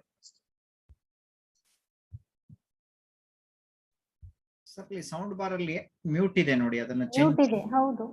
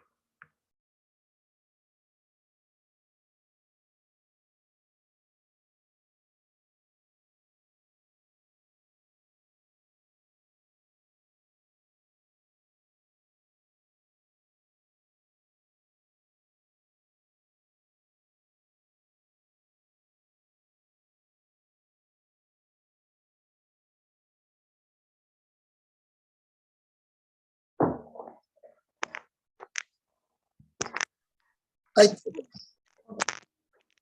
ಪೂಜ್ಯರ ಪಾದ ಕಮಲಗಳಿಗೆ ಅನಂತ ಅನಂತ ನಮನಗಳು. ಧನ್ಯವಾದಗಳು ಮೂರ್ತಿ ಸರ್. ಮುಂದಿನ ಕಾರ್ಯಕ್ರಮ ಮುಖ್ಯ ಅತಿಥಿಗಳಿಂದ ಮಾತು. ಪ್ರಸ್ತುತವಾಗಿ ನವದೆಹಲಿಯ ರಕ್ಷಣಾ ಮಂತ್ರಾಲಯದಲ್ಲಿ ಹಿರಿಯ ನಿರ್ದೇಶಕರಾಗಿ ಉನ್ನತ ಹುದ್ದೆಯಲ್ಲಿ ಕಾರ್ಯನಿರ್ವಹಿಸುತ್ತಿರುವುದರ ಜೊತೆಗೆ ದೆಹಲಿಯಲ್ಲಿ ಕನ್ನಡ ಭಾಷೆ ಹಾಗೂ ಕನ್ನಡಿಗರ ಬಗ್ಗೆ ಅಪಾರ ಕಾಳಜಿ, ಅಭಿಮಾನ ಮತ್ತು ಸದಾ ನಮ್ಮವರ ಸಹಾಯಕ್ಕಾಗಿ ಮಿಡಿಯುವ ವಿಶಾಲ ಮನೋಭಾವನೆಯನ್ನು ಹೊಂದಿರುವ ಶ್ರೀ ಅನಂತರಾಮ್ ಅರಳಿ ಅವರು ಕಾರ್ಯಕ್ರಮದ ಮುಖ್ಯ ಅತಿಥಿಯಾಗಿ ನಮ್ಮೊಂದಿಗೆ ಇದ್ದಾರೆ. ಅವರ ಪರಿಚಯ ಮಾಡಿಕೊಡಲು ನಾನು ಅಖಿಲ ಭಾರತ ಶರಣ ಸಾಹಿತ್ಯ ಪರಿಷತ್ತು ದೆಹಲಿ ಘಟಕದ ಕಾರ್ಯದರ್ಶಿಯಾಗಿರುವ ಶ್ರೀ KS ಪೂರ್ತಿ ಸರ್ ಅವರನ್ನು ವಿನಂತಿಸಿಕೊಳ್ಳುತ್ತೇನೆ. ಧನ್ಯವಾದಗಳು ಶ್ರೀಮತಿ ಸುಜಾತ ಶಾಂತಕುಮಾರ್ ನಿಂಬಾಳ್ ಮೇಡಮ್ ಅವರೇ. ಆತ್ಮೀಯ ಬಂಧುಗಳೇ, ಹಿರಿಯರೇ, ಮಾತೆಯರೇ, ಸ್ನೇಹಿತರೆ, ಈ ಕಾರ್ಯಕ್ರಮದಲ್ಲಿ ಭಾಗವಹಿಸುತ್ತಿರುವ ಗೌರವಾನ್ವಿತ ಅತಿಥಿಗಳೇ ಮತ್ತು ಮುದ್ದಿನ ಮಕ್ಕಳೇ, ಹಿರಿಯರಾದ ಶ್ರೀ ಗುರು ಚನ್ನಬಸಪ್ಪ ಸರ್ ಅವರಿಗೆ ವಂದನೆ ಸಲ್ಲಿಸುತ್ತಾ ಎಲ್ಲರಿಗೂ ನಮಸ್ಕಾರಗಳು. Very good evening to all of you. ಇಂದು ನಮ್ಮ ಅಖಿಲ ಭಾರತ ಶರಣ ಸಾಹಿತ್ಯ ಪರಿಷತ್ತಿನ ಸಂಸ್ಥಾಪಕರ ದಿನಾಚರಣೆಯ ಅಂಗವಾಗಿ ನಮ್ಮ ದೆಹಲಿ ಘಟಕ ಹಮ್ಮಿಕೊಂಡಿರುವ ಈ ಆನ್ಲೈನ್ ಉಪನ್ಯಾಸ ಕಾರ್ಯಕ್ರಮದಲ್ಲಿ ಮುಖ್ಯ ಅತಿಥಿಗಳಾಗಿ ಆಗಮಿಸಿರುವ ಶ್ರೀ ಅನಂತರಾಮ ಅರಳಿ ಸರ್ ಅವರನ್ನ ಪರಿಚಯಿಸಲು ನನಗೆ ತುಂಬಾ ಹೆಮ್ಮೆ ಮತ್ತು ಸಂತೋಷವಾಗುತ್ತಿದೆ. ಶ್ರೀ ಅನಂತರಾಮ ಅರಳಿ ಅವರು ಭಾರತೀಯ ರಕ್ಷಣಾ ಇಲಾಖೆಯಲ್ಲಿ DGQA director general quality assurance ನ ನಿರ್ದೇಶಕರಾಗಿ ನವದೆಹಲಿಯಲ್ಲಿ ಕಾರ್ಯನಿರ್ವಹಿಸುತ್ತಿದ್ದಾರೆ. ಶ್ರೀಯುತರು ಸುಮಾರು ಕಳೆದ 23 ವರ್ಷಗಳಿಂದ ದೆಹಲಿಯಲ್ಲಿ ವಾಸವಾಗಿದ್ದು ಎಲ್ಲ ಡೆಲ್ಲಿ NCR ಕನ್ನಡಿಗರಿಗೆ ಚಿರಪರಿಚಿತರಾಗಿದ್ದಾರೆ. ಇವರು ಮೂಲತಃ ತುಮಕೂರು ಜಿಲ್ಲೆ ಮಧುಗಿರಿ ತಾಲೂಕು ವೀರಾಪುರ ಗ್ರಾಮದವರು. 1969ರಲ್ಲಿ ದಿವಂಗತ VR ದೊಡ್ಡರಾಮಣ್ಣ ಮತ್ತು ಹಾಗೂ ಶ್ರೀಮತಿ ನಾಗಮ್ಮನವರ ಸುಪುತ್ರನಾಗಿ ಒಕ್ಕಲಿಗ ಗೌಡ ರೈತ ಕುಟುಂಬದಲ್ಲಿ ಇವರ ಜನನವಾಗಿದೆ. ತಮ್ಮ ಆರಂಭಿಕ ಮತ್ತು ಪ್ರೌಢ ಶಿಕ್ಷೆಗಳನ್ನ ಮಧುಗಿರಿ, ತುಮಕೂರಿನಲ್ಲಿ ಮುಗಿಸಿ ಬೆಂಗಳೂರಿನ ಪ್ರತಿಷ್ಠಿತ ಕೃಷಿ ವಿಶ್ವವಿದ್ಯಾಲಯದಲ್ಲಿ BSc ಫಾರೆಸ್ಟ್ರಿ 1990ರಲ್ಲಿ ಮತ್ತು 1992ರಲ್ಲಿ MSc ಅಗ್ರಿಕಲ್ಚರಲ್ ಎಂಟಮಾಲಜಿ ಪದವಿಗಳನ್ನ ತಮ್ಮದಾಗಿಸಿಕೊಂಡಿದ್ದಾರೆ. MBA ಇನ್ HRM ಹ್ಯೂಮನ್ ರಿಸೋರ್ಸ್ ಮ್ಯಾನೇಜ್ಮೆಂಟ್ ಮತ್ತು MBA ಇನ್ ಫೈನಾನ್ಷಿಯಲ್ ಮ್ಯಾನೇಜ್ಮೆಂಟ್ ಗಳನ್ನು ಸಹ ಇವರು ಮಾಡಿದ್ದಾರೆ.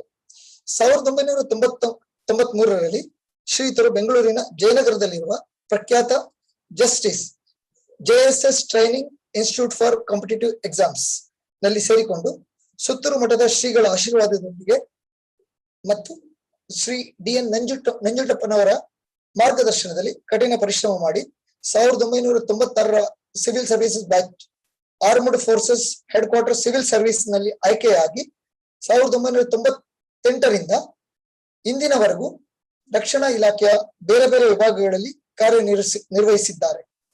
ಪ್ರಸ್ತುತ DGQA ನಲ್ಲಿ ನಿರ್ದೇಶಕರಾಗಿದ್ದಾರೆ. 2007ರಿಂದ 2010ರವರೆಗೆ 3 ವರ್ಷ ಇವರು ಬೆಂಗಳೂರಿನಲ್ಲಿ ಹಣಕಾಸು ಇಲಾಖೆಯಲ್ಲಿ ಡೆಪ್ಟ್ ರಿಕವರಿ ಟ್ರಿಬ್ಯುನಲ್ ಅಲ್ಲಿ ಕೆಲಸ ಮಾಡಿದ್ದಾರೆ. ಶ್ರೀ ಅನಂತರಾಮ್ ಅರಳಿ ಅವರು ದೆಹಲಿ ಕರ್ನಾಟಕ ಸಂಘದ ಹಾಗೂ ದೆಹಲಿ ಕನ್ನಡ ಶಾಲೆಯ ಅಜೀವ ಸದಸ್ಯರು ಆಗಿದ್ದಾರೆ ಮತ್ತು ದೆಹಲಿ ಒಕ್ಕಲಿಗ ಗೌಡ ಸಂಘ DVGS ನ ಹಾಲಿ ಅಧ್ಯಕ್ಷರಾಗಿದ್ದಾರೆ. DVGS ನಲ್ಲಿ ನಾನು ಉಪಾಧ್ಯಕ್ಷನಾಗಿದ್ದೇನೆ. ಶ್ರೀ ಅರಳಿ ಅವರು ದೆಹಲಿಯ ಸಂಕಲ್ಪ ಇನ್ಸ್ಟಿಟ್ಯೂಟ್ ನಲ್ಲಿ ವಿವಿಧ ಸೇವಾ ಸ್ಪರ್ಧಾತ್ಮಕ ಪರೀಕ್ಷೆಗಳಿಗೆ ಮಾಡುವ ಮಾಕ್ ಇಂಟರ್ವ್ಯೂ ಬೋರ್ಡ್ ನ ಸದಸ್ಯರಾಗಿದ್ದಾರೆ. ಇದರಲ್ಲಿ ಗಮನಾರ್ಹ ಸೇವೆ ಸಲ್ಲಿಸಿದ್ದಾರೆ. ಹಾಗೇನೆ ಕೃಷಿ ಸರ್ವೋದಯ ಫೌಂಡೇಶನ್ ನ ದೆಹಲಿ ಘಟಕದ ಮುಖ್ಯಸ್ಥರಾಗಿದ್ದಾರೆ. ದೆಹಲಿಯ ಸಿವಿಲ್ ಸರ್ವಿಸ್ ಅಧಿಕಾರಿಗಳ ಜೊತೆ ಸೇರಿ ಮೋಟಿವೇಶನ್ ಕಮ್ ಇಂಟರಾಕ್ಷನ್ ಹಾಗೂ ವಿಶೇಷವಾಗಿ ದೆಹಲಿಗೆ ಬರುವ ಕರ್ನಾಟಕದ ಸಿವಿಲ್ ಸರ್ವಿಸ್ ಮತ್ತು ಇತರೆ ಸ್ಪರ್ಧಾತ್ಮಕ ಪರೀಕ್ಷೆಗಳ ಆಸ್ಪಿರೆಂಟ್ಸ್ಗೆ ಮಾಕ್ ಇಂಟರ್ವ್ಯೂಗಳನ್ನು ನಿರಂತರವಾಗಿ ನಡೆಸುತ್ತಿದ್ದಾರೆ. ಟ್ರೆಕ್ಕಿಂಗ್ ಮತ್ತು ಫೋಟೋಗ್ರಫಿ ಇವರ ಮುಖ್ಯ ಹವ್ಯಾಸಗಳು. ಹಾಗೇನೆ ಕಲೆ, ಸಂಸ್ಕೃತಿ, ವನ್ಯಜೀವಿಗಳು, ಪ್ರಕೃತಿ ಮತ್ತು ಕೃಷಿ ಕ್ಷೇತ್ರಗಳಿನ ತಮ್ಮ ತಾಂತ್ರಿಕ ಜ್ಞಾನ ಮತ್ತು ಅನುಭವಗಳನ್ನ ಎಲ್ಲರೊಂದಿಗೆ ಹಂಚಿಕೊಳ್ಳುವ ಉದಾತ್ತ ಮನೋಭಾವ ಇವರದ್ದಾಗಿದೆ. ಇವರ ಧರ್ಮಪತ್ನಿ ಒಬ್ಬರು ಆರ್ಕಿಟೆಕ್ಟ್ ಹಾಗೂ ಇವರಿಗೆ 2 ಮಕ್ಕಳಿದ್ದಾರೆ. ಮಗ MA ಇಂಗ್ಲಿಷ್ ನಲ್ಲಿ ಡೆಲ್ಲಿನಲ್ಲಿ ವ್ಯಾಸಂಗ ಮಾಡುತ್ತಿದ್ದಾರೆ. ಹಾಗೆ ಮಗಳು 10ನೇ ಕ್ಲಾಸ್ ನಲ್ಲಿ ಓದುತ್ತಿದ್ದಾಳೆ.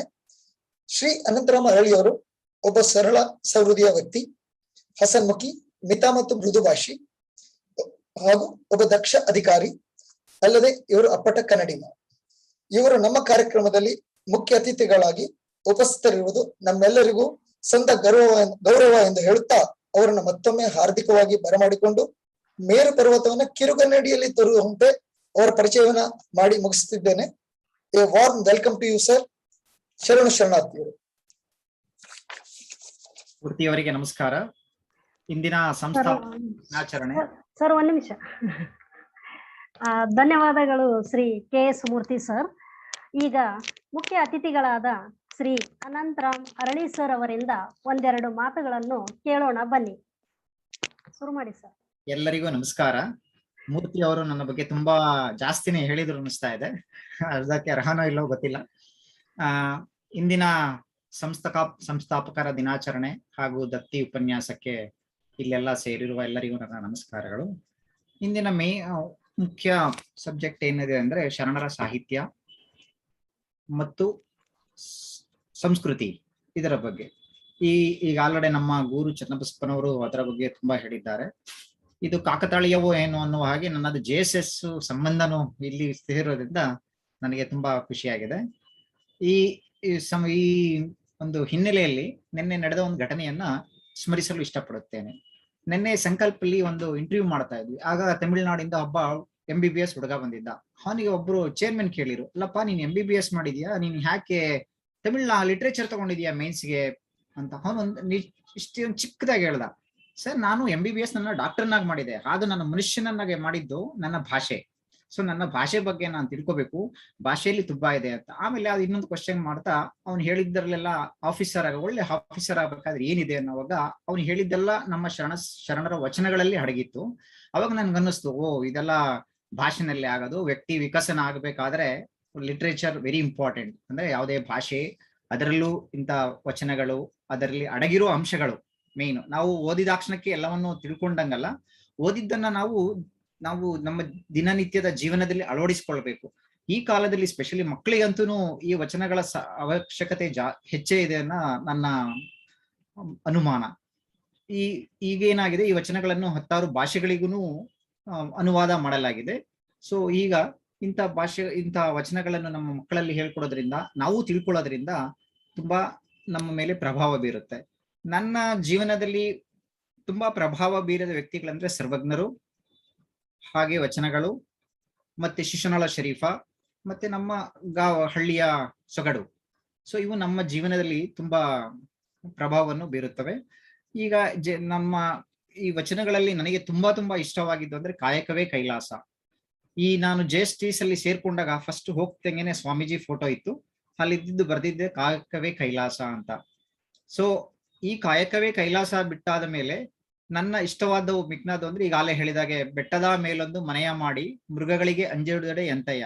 ಅಂದ್ರೆ ನೀನು ಸಿವಿಲ್ ಸರ್ವಿಸ್ ತಗೊಳಕ್ ರೆಡಿಯಾಗಿ ತಗೊಳ್ತಿದೀನಿ ಅಂದ್ಮೇಲೆ ನೀನು ಓದಕ್ಕೆ ಅಂಜಬಾರದು, ಯಾವುದಕ್ಕೂ ಅಂಜಬಾರದು, ನೀನು ಮುಂದೆ ಹೋಗು ಅಂತೇಳಿ ಅದು ಆಗತ್ತೆ. ನಿನ್ನ ಉಳ್ಳವರು ಶಿವಾಲಯ ಮಾಡುವರು, ನಾನೇನು ಮಾಡಲ್ಲಯ್ಯ, ನಾನೇನು ಮಾಡಲಿ ಬಡವನಯ್ಯ. ನಾನು ನಮ್ಮ ಗುರುಗಳು, ಶ್ರೀ ಗುರುಗಳು, ಸುತ್ತೂರು ಶ್ರೀ ಗುರುಗಳಂತ ಅಥವಾ ಚನ್ನಬಸಪ್ಪನವರಷ್ಟು ದೊಡ್ಡದಾಗಿ ಏನು ಮಾಡಕ್ಕಾಗಿಲ್ಲ.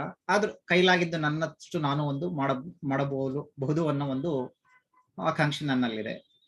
ನೆಕ್ಸ್ಟ್ ಬಂದ್ರೆ ದಯವಿಲ್ಲದ ಧರ್ಮ ಯಾವುದಯ್ಯ, ದಯವೇ ಬೇಕು ಸಕಲ ಪ್ರಾಣಿಗಳಲ್ಲಿ, ದಯವೇ ಮೂಲದ ಧರ್ಮವಯ್ಯ. ಈಗ ಚನ್ನಬಸಪ್ಪ ಸಾಹೇಬ್ರು ಹೇಳಿದಾಗೆ ಈಗಿನ ಜಾಗತಿಕ ಎಲ್ಲಾ ತೊಂದರೆಗಳಿಗೂ ಇದೇ ಕಾರಣ. ನೆಕ್ಸ್ಟ್ ಇಂಪಾರ್ಟೆಂಟ್ ತುಂಬಾ ಇಷ್ಟವಾಗಿದ್ದು ಅಂದ್ರೆ, ಕಲ್ಲನಾಗರ ಕಂಡರೆ ಹಾಲನರೆ ಎಂಬರು, ದಿಟದ ನಾಗರ ಕಂಡರೆ ಕೊಲ್ಲೆಂಬರಯ್ಯ. ಇದನ್ನ ನಾವು ತುಂಬಾ ಅನುಸರಿಸೋ ಅವಶ್ಯಕತೆ ಇದೆ. ಈ ಸಂದರ್ಭದಲ್ಲಿ ನಾನು JSS ಬಗ್ಗೆನೂ ಕೆಲವು ವಿಷಯಗಳನ್ನ ಹೇಳಕ್ ಇಷ್ಟಪಡ್ತೀನಿ. ನಾನು ಒಂದು ಅಜ್ಞಾತ ಹಳ್ಳಿಯಲ್ಲಿ ಸರ್ಕಾರಿ ಸೇವೆ ಮಾಡಲು ರಾಜಧಾನಿಗೆ ಡೆಲ್ಲಿಗೆ ಕರೆಯೊಲ್ಲಲು, ಅಂದ್ರೆ ಹಳ್ಳಿ ಟು ಡೆಲ್ಲಿ ಅಂತೀವಲ್ಲ ಹಾಗೆ, ನನಗೆ ಈ ಜಸ್ಟಿಸ್ ತುಂಬಾ ಪ್ರಮುಖ ಪಾತ್ರ ವಹಿಸಿದೆ ನನ್ನ ಜೀವನದಲ್ಲಿ.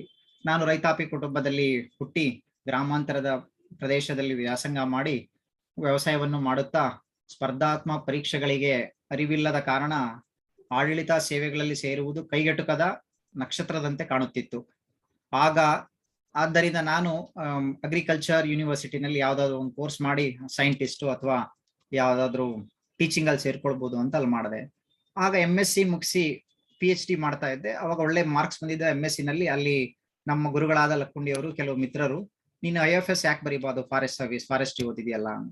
ಆದ್ರೆ ಆಗ ನನಗೆ ಸ್ಪರ್ಧಾ ಸೇವೆಯ ಯಾವುದೇ ಹಿನ್ನೆಲೆ ನಮ್ಮ ಕುಟುಂಬದಲ್ಲಿ ಇಲ್ಲದ ಕಾರಣ, ಮತ್ತೆ ಡೆಲ್ಲಿಗೆ ಬಂದು ಕೋಚಿಂಗ್ ತೆಗೆದುಕೊಳ್ಳಲು ಆಗದ ಕಾರಣ ಆಗಲ್ಲ ಅನ್ನೋ ಮಟ್ಟಿಗೆ ಸುಮ್ಮನೆ ಇದ್ದೆ. ಆಗ ಕೆಲವು ಬೆಂಗಳೂರಿನ ಮಿತ್ರರು ಹೇಳಿದ್ರು, ಇಲ್ಲ ಇಲ್ಲಿ ಕೃಷಿಕ್ ಸರ್ವೋದಯ ಫೌಂಡೇಶನ್ ಇದೆ, ಜಸ್ಟಿಸ್ ಇದೆ, ನೋಡು ಅಲ್ಲಿ ಅಪ್ರೋಚ್ ಮಾಡುವ ಅಂತ.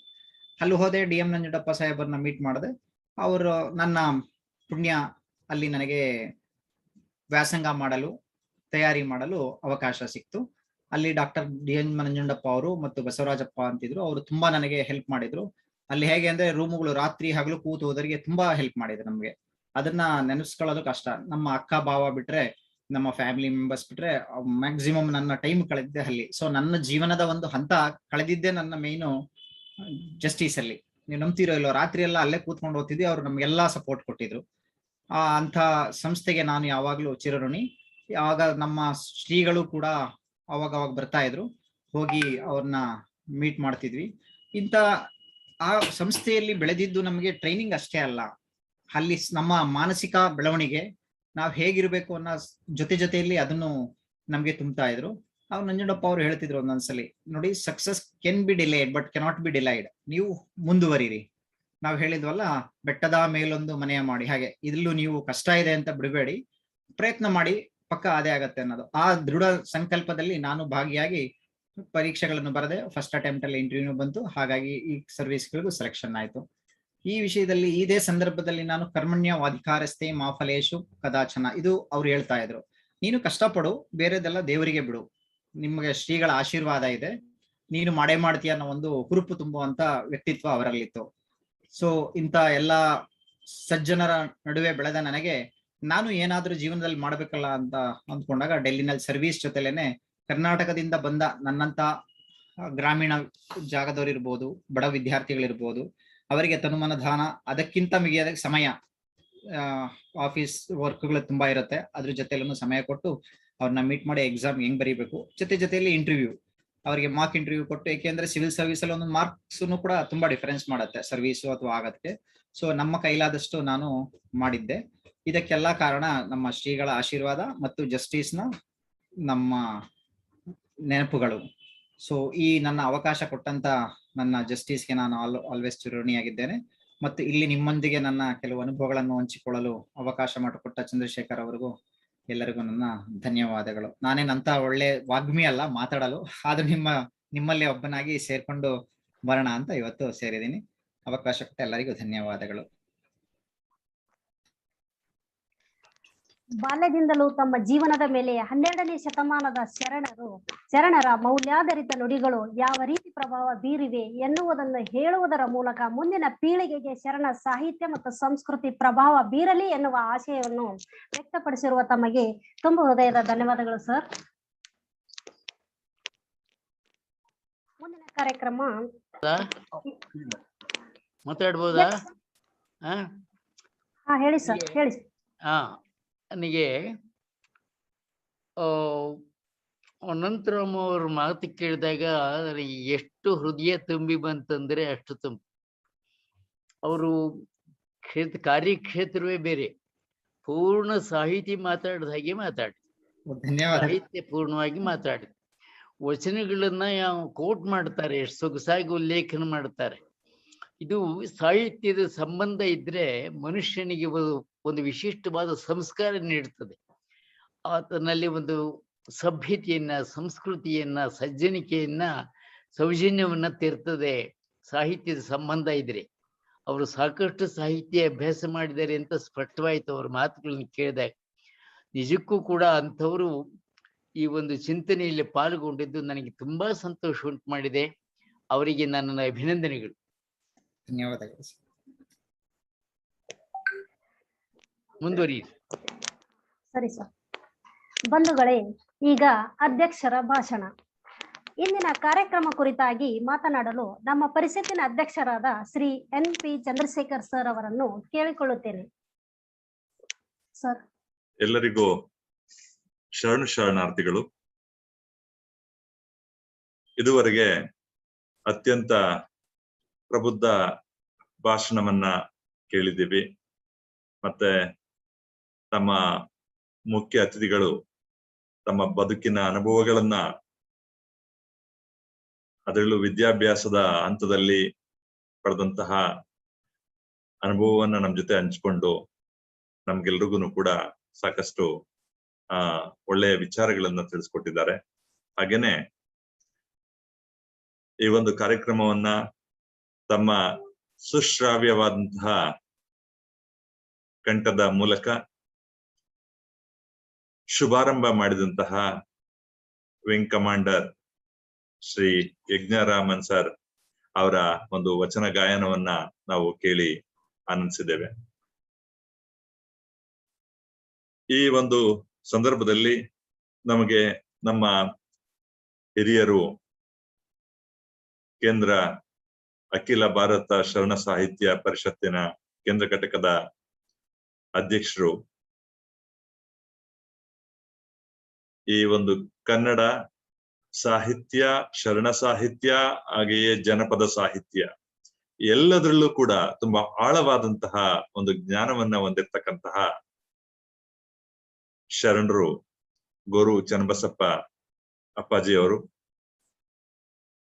ಶರಣ ಸಾಹಿತ್ಯ ಮತ್ತು ಸಂಸ್ಕೃತಿಯನ್ನ ಯಾವ ರೀತಿ ಪ್ರಸಾರ ಮಾಡಬೇಕು ಅಂತ ಅನ್ನುವಂಥದ್ದನ್ನ JSS ಶರಣ ಪರಂಪರೆ ಹೇಗೆ ಬೆಳೆದು ಬಂತು, JSS ವಿದ್ಯಾಪೀಠ ಇವತ್ತು ಇಷ್ಟೊಂದು ಹೆಮ್ಮರವಾಗಿ ನಿಲ್ಬೇಕಾದ್ರೆ ಅದಕ್ಕೆ ಪೂಜ್ಯ ಲಿಂಗೈಕ್ಯ ಡಾಕ್ಟರ್ ರಾಜೇಂದ್ರ ಸ್ವಾಮೀಜಿರವರ ಕೊಡುಗೆ ಏನು, ಈಗ ಇರ್ತಕ್ಕಂತಹ ಪ್ರಸಕ್ತ ಸ್ವಾಮೀಜಿರವರು ಶಿವರಾತ್ರಿ ದೇಶಿಕೇಂದ್ರ ಮಹಾಸ್ವಾಮೀಜಿರವರ ಕೊಡುಗೆ, ಇವರೆಲ್ಲರ ಒಂದು ಕೊಡುಗೆಯಿಂದಾಗಿ ಇವತ್ತು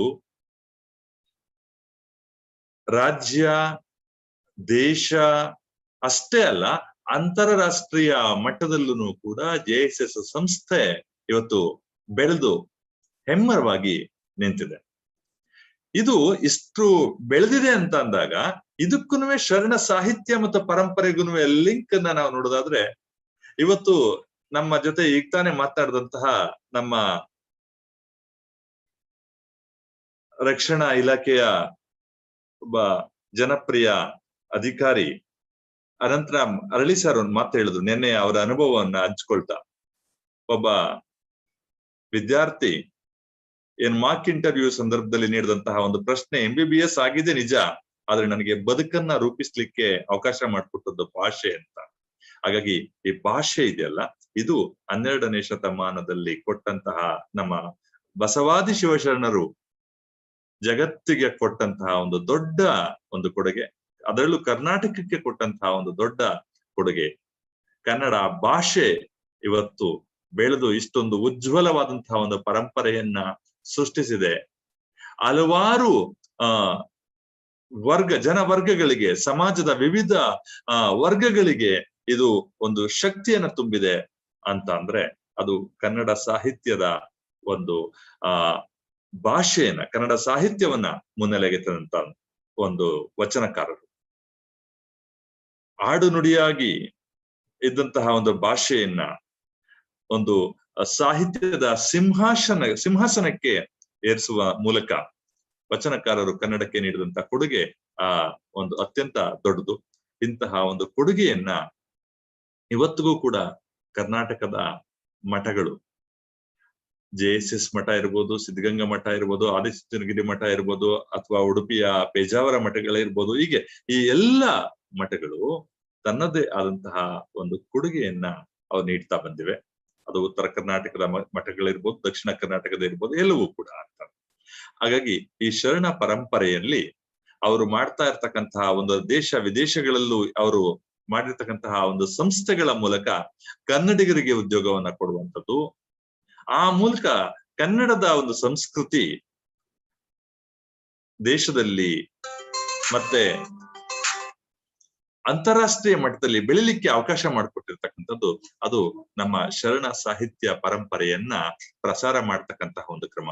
ಉದಾಹರಣೆಗೆ ನಮ್ಮ ದೆಹಲಿಯಲ್ಲೇನೆ JSS ನ ಸೆಕ್ಟರ್ 62 ನೋಯ್ಡಾ JSS ಅಲ್ಲಿ ಇರ್ತಕ್ಕಂತಹ ಆ ಒಂದು ಸಂಸ್ಥೆಗೆ ಹೋದ್ರೆ ನಮ್ಗೆ ನಾವು ಕರ್ನಾಟಕಕ್ಕೆ ಬಂದ್ವೇನೋ ಅನ್ನುವಂತಹ ಒಂದು ವಾತಾವರಣ ನಮ್ಗೆ ಅಲ್ಲಿನ ಎಲ್ಲ ನಮ್ಮ ಮಿತ್ರರು, ಹಿರಿಯರು, ರಾಜಣ್ಣ ಅವ್ರಿರ್ಬೋದು, ಮನೋಜರವ್ರು ಇರ್ಬೋದು, ಅಥವಾ ನಮ್ಮ ಗುರುಲಿಂಗ ಪಾಟೀಲ್ ಸರ್ ಇರ್ಬೋದು, ನಮ್ ಎಲ್ಲ ಅಲ್ಲಿರ್ತಕ್ಕಂಥ ಎಲ್ಲ ಮಿತ್ರರು ನಮ್ಮನ್ನ ತುಂಬಾ ಆತ್ಮೀಯವಾಗಿ ಅವರು ಬರಮಾಡ್ಕೊಳ್ತಕ್ಕಂತಹ ಒಂದು ಆ ರೀತಿ ನಮ್ಗೆ ಸಿಗ್ತಕ್ಕಂತಹ ಒಂದು ಆ ಪ್ರೀತಿ ವಿಶ್ವಾಸ ಇದೆಯಲ್ಲ, ನಾವು ಕರ್ನಾಟಕಕ್ಕೆ ಹೋದ್ವೇನೋ ಅನ್ನುವಂತ ಒಂದು ಮನೋಭಾವ ಆ ಸಂದರ್ಭಕ್ಕೆ ನಮ್ಗೆ ಅನಿಸ್ತದೆ.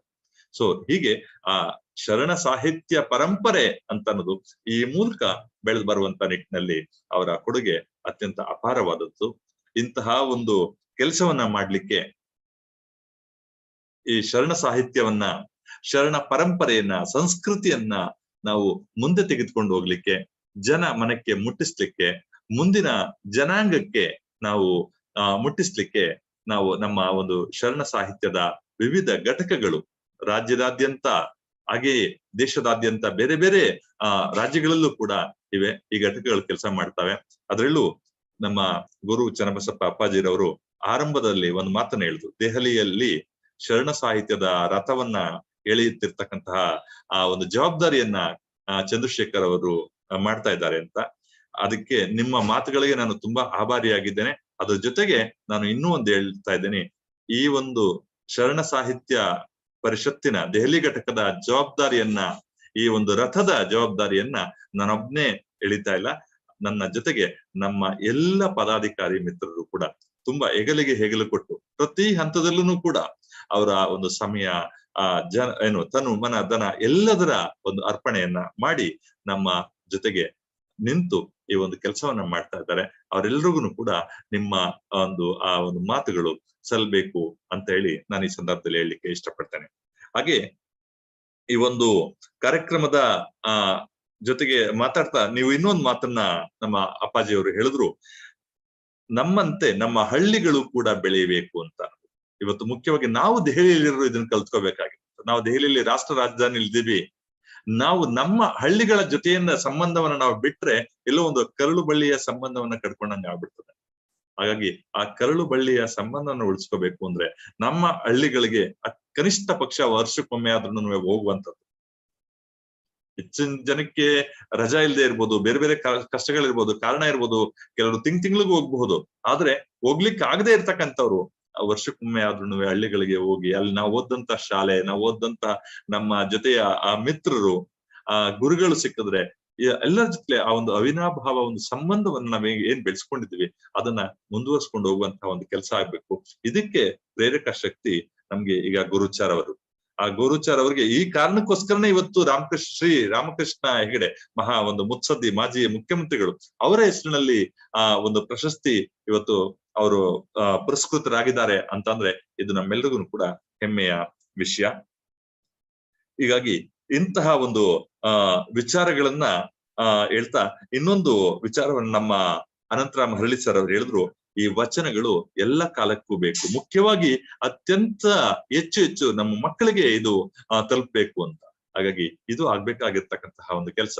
ಅವ್ರ ಮಾತಿನಲ್ಲೇ ನಮ್ಮ ಅಪ್ಪಾಜಿ ಅವರು ಹೇಳ್ದಾಗೆ, ಒಬ್ಬ ರಕ್ಷಣಾ ಇಲಾಖೆಯಲ್ಲಿದ್ದಾರೆ, ಅವ್ರು ಓದಿರೋದೇ ಒಂದು ಏನು ಸೈನ್ಸ್ ಬ್ಯಾಕ್ ಗ್ರೌಂಡು, ಆದ್ರೆ ಸಾಹಿತ್ಯದ ಬಗ್ಗೆ ಅವ್ರು ಮಾತಾಡ್ತಕ್ಕಂಥದ್ದಿಯಲ್ಲ, ಒಬ್ಬ ಸಾಹಿತಿ ಮಾತಾಡ್ದ ಹಾಗೆ, ಒಬ್ಬ ಬರಹಗಾರ ಮಾತಾಡದ ಹಾಗೆ ತುಂಬಾ ಚೆನ್ನಾಗಿ ಒಂದು ಲೀಲಾಜಾಲವಾಗಿ ಆ ವಚನಗಳನ್ನ ಕೋಟ್ ಮಾಡ್ತಾ ತಮ್ಮ ವಿಚಾರಗಳನ್ನ ಅವರು ವ್ಯಕ್ತಪಡಿಸಿದ್ದಾರೆ. ಹಾಗೇನೆ ನಮ್ಮ ಯಜ್ಞರಾಮನ್ ಸರ್, ನಾನು ಆಗ್ಲೇ ಹೇಳಿದೆ, ಅವರು ತುಂಬಾ ಅತ್ಯುತ್ತ ಜನಪ್ರಿಯ ಶಾಸ್ತ್ರೀಯ ಸಂಗೀತಕಾರರು. ಅತ್ಯಂತ ಭಾವಪೂರ್ಣವಾಗಿ ಆ ವಚನಕ್ಕೆ ಭಾವವನ್ನ ತುಂಬಿದ್ರು. ಅವ್ರು ನಮ್ಮ ನಿರೂಪಕ್ಕೆ ತುಂಬಾ ಚೆನ್ನಾಗಿ ಹೇಳಿದ್ರು ಮೇಡಮ್, ಸುಜಾತಾ ಮೇಡಮ್. ಆ ವಚನಕ್ಕೆ ಭಾವವನ್ನ ತುಂಬಿ ಅತ್ಯಂತ ಹೃದಯ ಸ್ಪರ್ಶಿ ಆಗುವಂತ ರೀತಿಯಲ್ಲಿ ಅವರು ತಮ್ಮ ವಚನವನ್ನ ಇಲ್ಲಿ ಪ್ರಸ್ತುತಿಪಡಿಸಿದ್ದಾರೆ. ಆ ಒಂದು ವಚನದ ಪ್ರಸ್ತುತಿಗೆ ನಮ್ಮೆಲ್ಲರ ಪರವಾಗಿ ಅವರಿಗೆ ಮತ್ತೊಮ್ಮೆ ನಾನು ಧನ್ಯವಾದಗಳನ್ನ ಹೇಳ್ತೇನೆ. ಹಾಗಾಗಿ ಈ ಒಂದು ಕಾರ್ಯಕ್ರಮದಲ್ಲಿ ಇವತ್ತು ಭಾಗವಹಿಸಿ ಯಶಸ್ಸಿಗೆ ಕಾರಣರಾಗಿರ್ತಕ್ಕಂತಹ ನನ್ನ ಎಲ್ಲ ಪದಾಧಿಕಾರಿಗಳು ಮಿತ್ರರು ಹಾಗೂ ವೀಕ್ಷಣೆ ಮಾಡ್ಲಿಕ್ಕೆ ಅದು ಕೆಲವರು ಬೆಂಗಳೂರಿಂದ ಬಂದಿದ್ದಾರೆ. ಇನ್ನು ಮುಕ್ತಾ ಮೇಡಮ್ ಸ್ವಿಟ್ಜರ್ಲ್ಯಾಂಡ್ ಅಲ್ಲಿ ಇದ್ದಾರೆ, ಅವರು ಕೂಡ ಅಲ್ಲಿಂದ ಜಾಯ್ನ್ ಆಗಿದ್ದಾರೆ. ಮತ್ತೆ ದೇಶದ ಬೇರೆ ಬೇರೆ ಭಾಗಗಳಿಂದ ಜಾಯ್ನ್ ಆಗಿದ್ದಾರೆ. ನನ್ನ ಅನೇಕ ಮಿತ್ರರು ಇಲ್ಲಿ ಜಾಯ್ನ್ ಆಗಿದ್ದಾರೆ. ಎಲ್ಲರ ಹೆಸರನ್ನ ನಾನು ತೆಗೆದುಕೊಳ್ಳಿಕ್ಕೆ ಆಗ್ತಾ ಇಲ್ಲ. ಹಾಗೇನೆ ಇಬ್ರು ಮಕ್ಕಳು ತುಂಬಾ ಚೆನ್ನಾಗಿ ತಬಲದ ಮೂಲಕ ವಚನವನ್ನ ಆಡಿದಂತಹ ಗಗನ್, ಹಾಗೆ ಮತ್ತೊಂದು ಆರಾಧ್ಯ ಪಾಟೀಲ್ ಅನ್ನುವಂತ ಹೆಣ್ಮಗು, ಎಲ್ಲರನ್ನೂ ಕೂಡ ತುಂಬಾ ಚೆನ್ನಾಗಿ ಹೇಳಿದ್ರು. ಗಗನ್ ಬಗೆಗೆ ನಮ್ಮ ಯಜ್ಞರಾಮನ್ ಸರ್ ಹೇಳ್ತಾ ಇದ್ರು, ಯಾರು ಈ ಮಗು ಇಷ್ಟು ಚೆನ್ನಾಗಿ ಹೇಳ್ತಾ ಇದ್ದಾನೆ, ತುಂಬಾ ಈ ಒಂದು ಕೆಲಸಗಳನ್ನ, ಇಂತ ಒಂದು ಕಾರ್ಯಕ್ರಮಗಳನ್ನ ಮಾಡೋದ್ರ ಮೂಲಕ ನಮ್ಗೆ ಗೊತ್ತಿಲ್ಲದೆ ಇರೋ ಹಾಗೆ ನಾವು ಯಾವ್ದೋ ಒಂದು ಪ್ರತಿಭೆಗಳಿಗೆ ಯಾರಿಗೋ ಅವಕಾಶ ಕೊಟ್ಟಿರ್ತೀವಿ, ಅವರೆಲ್ಲ ಇರುವಂತ ಪ್ರತಿಭೆಗಳು ಇನ್ನೊಬ್ರು ಐಡೆಂಟಿಫೈ ಮಾಡ್ಲಿಕ್ಕೆ ಸಾಧ್ಯ ಆಗುತ್ತೆ ಅಂತ ಇದೊಂದು ಉದಾಹರಣೆ. ಈಗ ನನಗೊಂದು ಮೆಸೇಜ್ ಹಾಕಿದ್ರು, ಅವರ ತಂದೆಯವರ ನಂಬರ್ ಕೊಡಿ ನನಗೆ, ಅವನು ತುಂಬಾ ಚೆನ್ನಾಗಿ ಅವನು ಪ್ರಸ್ತುತಿ ಮಾಡ್ದ, ಹಾಗಾಗಿ ಅವನ ಜೊತೆ ಮಾತಾಡ್ಬೇಕು, ನಾನು ಅವನಿಗೆ ಇನ್ನೂ ಎಂಕರೇಜ್ ಮಾಡ್ಬೇಕು ಅಂತ ಹೇಳಿದ್ರು. ಸೊ ಇದು ನಮ್ಮ ಈ ಒಂದು ಕಾರ್ಯಕ್ರಮಗಳ ಮೂಲಕ ನಾವು ಮಾಡಬಹುದಂತ ಒಂದು ಕೆಲಸ. ಏನಾದ್ರೂ ಸಾಧ್ಯ ಆದ್ರೆ ನಾವು ನಿರೂಪಕಿ ಅವರಿಗೆ ಕೇಳ್ತೀನಿ, ನನ್ನ ಭಾಷಣ ಆದ್ಮೇಲೆ ನಮ್ಮ ಯಜ್ಞರಾಮನ್ ಸರ್ಗೆ ಅವರೇ ಇದ್ರೆ 1 ನಿಮಿಷ 1-2 ನಿಮಿಷ ಮಾತಾಡ್ಲಿಕ್ಕೆ ಅವಕಾಶ ಕೊಡಿ. ಸೊ ಯಾಕೆಂದ್ರೆ ಅವರು ಕೊಯಮತ್ತೂರ್ನಿಂದ ಜಾಯ್ನ್ ಆಗಿದ್ದಾರೆ, ಅತ್ಯಂತ ಅಭಿಮಾನದಿಂದ ನಮ್ಮ ಈ ಒಂದು ಕಾರ್ಯಕ್ರಮಕ್ಕೆ ಒಪ್ಕೊಂಡು ಬಂದಿದ್ದಾರೆ ಅಂತ ಹೇಳಿ ನಾನು ನನ್ನ 1-2 ಮಾತುಗಳನ್ನ ಮುಗಿಸ್ತಾ ಈ ಕಾರ್ಯಕ್ರಮನ ವೀಕ್ಷಣೆ ಮಾಡ್ತಾ ಇರ್ತಕ್ಕಂಥ ಎಲ್ಲರಿಗೂ ಕೂಡ ಮತ್ತೊಮ್ಮೆ ಧನ್ಯವಾದಗಳನ್ನ ಹೇಳ್ತಾ, ವಿಚಾರ ಮಂಡನೆ ಮಾಡಿದಂತ ಗುರುಚ ಅಪ್ಪಾಜಿ ಅವರಿಗೆ, ಮುಖ್ಯ ಅತಿಥಿಗಳಾಗಿರ್ತಕ್ಕಂತಹ ಅನಂತರಾಮ್ ಸರ್ಗೆ, ಯಜ್ಞರಾಮನ್ ಸರ್ಗೆ ಎಲ್ಲರಿಗೂ ಕೂಡ ಧನ್ಯವಾದಗಳನ್ನ ಹೇಳ್ತೇನೆ. ನಿಮ್ಮ ಒಂದು ಸಹಕಾರ, ಪ್ರೇರಣೆ, ಸ್ಫೂರ್ತಿ ಸದಾಕಾಲ ನಮ್ಮ ದೆಹಲಿ ಘಟಕದ ಮೇಲೆ ಇರ್ಲಿ ಅಂತ ಹೇಳಿ ನಾನು ಕೇಳ್ಕೊಳ್ತಾ ನನ್ನ ಈ ಮಾತಿಗೆ ಅಪೂರ್ಣ ವಿರಾಮಗಳನ್ನ ಹೇಳ್ತೀನಿ. ನಮಸ್ಕಾರ. ಶರಣಾರ್ಥಿಗಳು. ನಿಮ್ಮ ಹಿತನುಡಿಗಳಿಗೆ ತುಂಬಾ ಧನ್ಯವಾದಗಳು ಚಂದ್ರಶೇಖರ್ ಸರ್. Thank you. ಈಗ ಯಜ್ಞರಾಮನ್ ಸರ್ 1-2 ಮಾತುಗಳನ್ನು ಆಡಲಿದ್ದಾರೆ, ಬನ್ನಿ ಕೇಳೋಣ ಸರ್. ನಮಸ್ಕಾರ ಮೇಡಮ್, ನಮಸ್ಕಾರ ಚಂದ್ರಶೇಖರ್ ಸರ್, ಎಲ್ಲರಿಗೂ. ಅಂಡ್ ಶ್ರೀ ಅನಂತ ಮರಳಿ ಅವರೇ, I really enjoyed your talk. We share the same kind of wavelength, DGQA and Air Force. And I mean, ಇದು ನನ್ನ ಭಾಗ್ಯ. Maithili ma'am and Anil sir and Channabasappa sir, it's amazing listening to you. I could not take my ears even for one word. ನಂದು ಕನ್ನಡ ಮಾತಾಡಕ್ಕೆ ಅಷ್ಟು ಬರಲ್ಲ, ಓದಕ್ಕೆ I can understand it completely. And thank you so much. It's been amazing. I mean, I'm really blessed to be among you, the elites. Thank you so much. Amazing. And yeah, certainly I would like to talk to Colonel Chandrasekhar Ayya, Gagan's father. Gagan is going to be an amazing guy. Tomorrow, ನಾಳೆ ನಮ್ದು ಒಂದು ಕಾರ್ಯಕ್ರಮ ಇರುತ್ತೆ, Krishna Janmashtami program. So I'm going to request him to maybe play a song or play along with tabla. ಅದಕ್ಕೆ thank you so much. ತುಂಬಾ ಸಂತೋಷವಾಗಿದೆ. ನಮಸ್ಕಾರ. ಕಾರ್ಯಕ್ರಮ ಕುರಿತಾಗಿ ತಮ್ಮ ಮೆಚ್ಚುಗೆ ವ್ಯಕ್ತಪಡಿಸಿದ ತಮಗೆ ತುಂಬ ಹೃದಯದ ಧನ್ಯವಾದಗಳು ಸರ್. ಈಗ ಕಾರ್ಯಕ್ರಮದ ಅಂತಿಮ ಘಟ್ಟಕ್ಕೆ ಬಂದು ತಲುಪಿದ್ದೇವೆ. ನಮ್ಮ ಶರಣ ಸಾಹಿತ್ಯ ಪರಿಷತ್ತಿನ ಕಾರ್ಯಕಾರಿ ಸಮಿತಿಯ ಸದಸ್ಯರಾಗಿರುವ ಶ್ರೀ ರಾಜ್ಕುಮಾರ್ ನೀಲೂರ್ ಸರ್ ಅವರಿಂದ ವಂದನಾರ್ಪಣೆ. ನಮಸ್ಕಾರ ಎಲ್ಲರಿಗೂ. ಕೇಳಿಸ್ತಾ ಇದೆ ಮೇಡಮ್? ಕೇಳಿಸ್ತಾ ಇದೆ, ಹೇಳಿ ಸರ್. ಲಿಂಗೈಕ್ಯ ಪರಮ ಪೂಜ್ಯ ಡಾಕ್ಟರ್ ಶಿವರಾತ್ರಿ ರಾಜೇಂದ್ರ ಮಹಾಸ್ವಾಮಿಗಳವರ 106ನೇ ಜನ್ಮದಿನದ ಅಂಗವಾಗಿ ಶರಣ ಸಾಹಿತ್ಯ ಪರಿಷತ್ತು ದೆಹಲಿ ಘಟಕವು ಸಂಸ್ಥಾಪಕರ ದಿನಾಚರಣೆ ಹಾಗೂ ದತ್ತಿ ಉಪನ್ಯಾಸವನ್ನು ಹಮ್ಮಿಕೊಂಡಿದ್ದು, ಇಂದಿನ ಉಪನ್ಯಾಸ ಕಾರ್ಯಕ್ರಮದಲ್ಲಿ ಭಾಗವಹಿಸಿ ಅಖಿಲ ಭಾರತ ಶರಣ ಸಾಹಿತ್ಯ ಪರಿಷತ್ತು ಮತ್ತು ಸುತ್ತೂರು ಕ್ಷೇತ್ರದ ಬಗ್ಗೆಯೂ ಹಾಗೂ ಪರಮ ಪೂಜ್ಯ ದೇಶಿಕೇಂದ್ರ ಸ್ವಾಮಿಗಳು ಮತ್ತು ಪರಮ ಪೂಜ್ಯ ಡಾಕ್ಟರ್ ಶಿವರಾತ್ರಿ ರಾಜೇಂದ್ರ ಮಹಾಸ್ವಾಮಿಗಳನ್ನು ಕುರಿತು ಸಂಕ್ಷಿಪ್ತ ವಿವರಗಳನ್ನು ಹಂಚಿಕೊಂಡು ತಮ್ಮ ವಿಚಾರವನ್ನು ಮಂಡಿಸಿದ ಶರಣರು, ಹಿರಿಯರು ಹಾಗೂ ಅಖಿಲ ಭಾರತ ಶರಣ ಸಾಹಿತ್ಯ ಪರಿಷತ್ತಿನ ಅಧ್ಯಕ್ಷರು ಆದಂತ ಶ್ರೀ ಗೋರು ಚನ್ನಬಸಪ್ಪ ಅವರಿಗೆ ನಮ್ಮ ಶರಣ ಸಾಹಿತ್ಯ ಪರಿಷತ್ತು ದೆಹಲಿ ಘಟಕದ ವತಿಯಿಂದಲೂ ಹಾಗೂ ವೈಯಕ್ತಿಕವಾಗಿಯೂ ಹೃತ್ಪೂರ್ವಕ ವಂದನೆಗಳನ್ನು ತಿಳಿಸುತ್ತೇನೆ. ಅದೇ ರೀತಿಯಾಗಿ ಇಂದಿನ ಕಾರ್ಯಕ್ರಮದಲ್ಲಿ ಮುಖ್ಯ ಅತಿಥಿಯಾಗಿ ಭಾಗವಹಿಸಿ ತಮ್ಮ ವಿಚಾರಗಳನ್ನು ಹಾಗೂ ವಚನಗಳ ಮಹತ್ವವನ್ನು ಹಂಚಿಕೊಂಡಂತಹ ಶ್ರೀ ಅನಂತರಾಮ್ ಅರಳಿ ಸರ್, ನಿರ್ದೇಶಕರು, DGQA ರಕ್ಷಣಾ ಇಲಾಖೆ ನವದೆಹಲಿ, ಇವರಿಗೂ ಕೂಡ ನಮ್ಮ ಶರಣ ಸಾಹಿತ್ಯ ಪರಿಷತ್ತು ದೆಹಲಿ ಘಟಕದ ಪರವಾಗಿಯೂ ಹಾಗೂ ವೈಯಕ್ತಿಕವಾಗಿಯೂ ವಂದನೆಗಳನ್ನು ತಿಳಿಸುತ್ತೇನೆ. ಅದೇ ರೀತಿಯಾಗಿ ತಮ್ಮ ಮಧುರ ಕಂಠದಿಂದ ವಚನ ಗಾಯನ ಮಾಡಿ ಈ ಕಾರ್ಯಕ್ರಮವನ್ನು ಶುಭಾರಂಭಿಸಿದ wing commander Shri Manzoor M Yagnaraman sir ಅವರಿಗೂ ವೈಯಕ್ತಿಕವಾಗಿಯೂ ಹಾಗೂ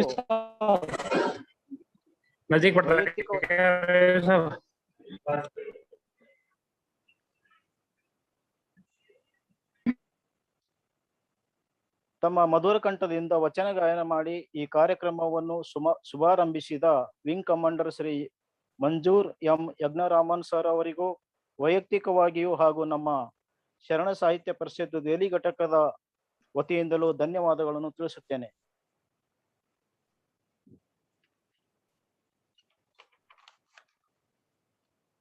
ಇವತ್ತಿನ ಕಾರ್ಯಕ್ರಮದಲ್ಲಿ ತುಂಬಾ ಉತ್ಸಾಹದಿಂದ ವಚನಗಳನ್ನು ವಾಚನ ಮಾಡಿದ ಪುಟಾಣಿಗಳಾದ ಆರಾಧ್ಯ ಪಾಟೀಲ್ ಹಾಗೂ ಗಗನ್ ಅವರಿಗೆ ತುಂಬಾ ಧನ್ಯವಾದಗಳು.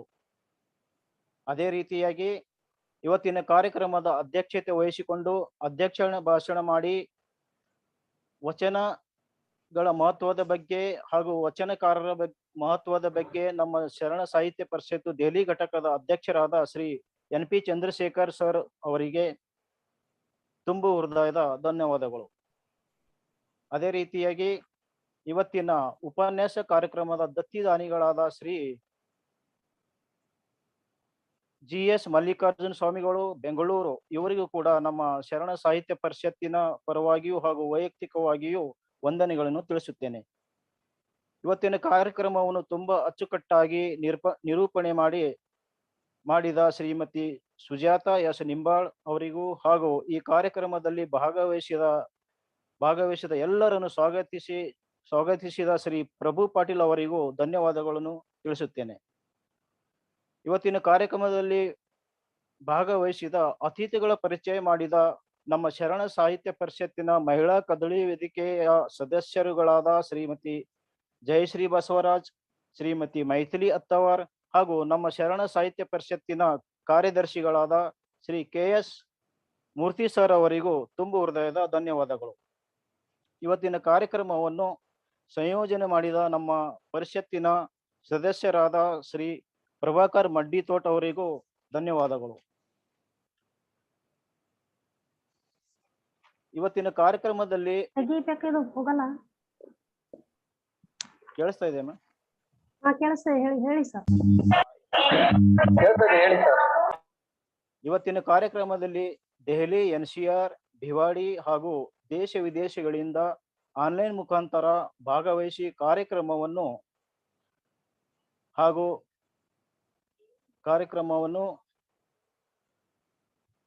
ಇವತ್ತಿನ ಕಾರ್ಯಕ್ರಮವು ಯಶಸ್ವಿಯಾಗಿ ಪ್ರತ್ಯಕ್ಷವಾಗಿಯೂ ಮತ್ತು ಪರೋಕ್ಷವಾಗಿಯೂ ಶ್ರಮಿಸಿದ ನಮ್ಮ ಅಖಿಲ ಭಾರತ ದೆಹಲಿ ಘಟಕದ ಶರಣ ಸಾಹಿತ್ಯ ಪರಿಷತ್ತಿನ ಎಲ್ಲ ಪದಾಧಿಕಾರಿಗಳು ತುಂಬು ಹೃದಯದ ಧನ್ಯವಾದಗಳು. ವಿಶೇಷವಾಗಿ ಇವತ್ತಿನ ಕಾರ್ಯಕ್ರಮದಲ್ಲಿ ದೆಹಲಿ, NCR, ಭಿವಾಡಿ ಹಾಗೂ ದೇಶ ವಿದೇಶಗಳಿಂದ ಆನ್ಲೈನ್ ಮುಖಾಂತರ ಭಾಗವಹಿಸಿ ಈ ಕಾರ್ಯಕ್ರಮವನ್ನು ಯಶಸ್ವಿಯಾಗಲು ಕಾರಣಕರ್ತರಾದ ಶರಣ ಅಭಿಮಾನಿಗಳಿಗೂ ಹಾಗೂ ಶರಣೆಯರಿಗೂ ತುಂಬು ಹೃದಯದ ಧನ್ಯವಾದಗಳು ಹಾಗೂ ಶರಣಾರ್ಥಿಗಳು. ಮತ್ತೊಮ್ಮೆ ತಮಗೆಲ್ಲರಿಗೂ ಧನ್ಯವಾದಗಳನ್ನು ತಿಳಿಸುತ್ತಾ ವಂದನಾರ್ಪಣೆಯನ್ನು ಮುಗಿಸುತ್ತಿದ್ದೇನೆ. ಶುಭರಾತ್ರಿ. ವಂದನಾರ್ಪಣೆ ಮಾಡಿದಂತ ಶ್ರೀ ರಾಜ್ಕುಮಾರ್ ನೀಲೂರ್ ಸರ್ ಅವರಿಗೆ ತುಂಬ ಹೃದಯದ ಧನ್ಯವಾದಗಳು. ನಮ್ಮ ಇಂದಿನ ಕಾರ್ಯಕ್ರಮದ ಯಶಸ್ಸಿಗೆ ಕಾರಣರಾದವರಿಗೆಲ್ಲರಿಗೂ ಹಾಗೆಯೇ ನಮ್ಮನ್ನು ಪ್ರೋತ್ಸಾಹಿಸಿದಂತಹ ಎಲ್ಲ ಕನ್ನಡ ಬಂಧು ಮಿತ್ರರಿಗೂ ಶರಣ ಅಭಿಮಾನಿಗಳಿಗೂ ಧನ್ಯವಾದಗಳನ್ನು ಸಮರ್ಪಿಸುತ್ತಾ ನನಗೆ ಇಂದಿನ ಈ ಅರ್ಥಪೂರ್ಣ ಕಾರ್ಯಕ್ರಮದಲ್ಲಿ ನಿರೂಪಣೆ ಮಾಡಲು ಅವಕಾಶ ಕೊಟ್ಟಂತಹ ಪರಿಷತ್ತಿನ ಎಲ್ಲ ಪದಾಧಿಕಾರಿಗಳಿಗೂ ವಿಶೇಷವಾಗಿ ಚಂದ್ರಶೇಖರ್ ಸರ್ ಅವರಿಗೂ ಧನ್ಯವಾದಗಳನ್ನು ಅರ್ಪಿಸುತ್ತಾ ಈ ಕಾರ್ಯಕ್ರಮ ಮುಗಿಸುತ್ತಿದ್ದೇವೆ. ಶುಭರಾತ್ರಿ ಸರ್. ನಮಸ್ಕಾರ. ಮೂರ್ತಿ ಸರ್, ರೆಕಾರ್ಡಿಂಗ್ ಅಪ್ ಮಾಡಿ. ಮಂಜುನಾಥ್ ಅಂತ batchmate. Yes sir, doctor D Manjunath IFS ಅಂತೇನಿದೆ ಸರ್. ಮಾತಾಡಿ ಸರ್ ಪ್ಲೀಸ್.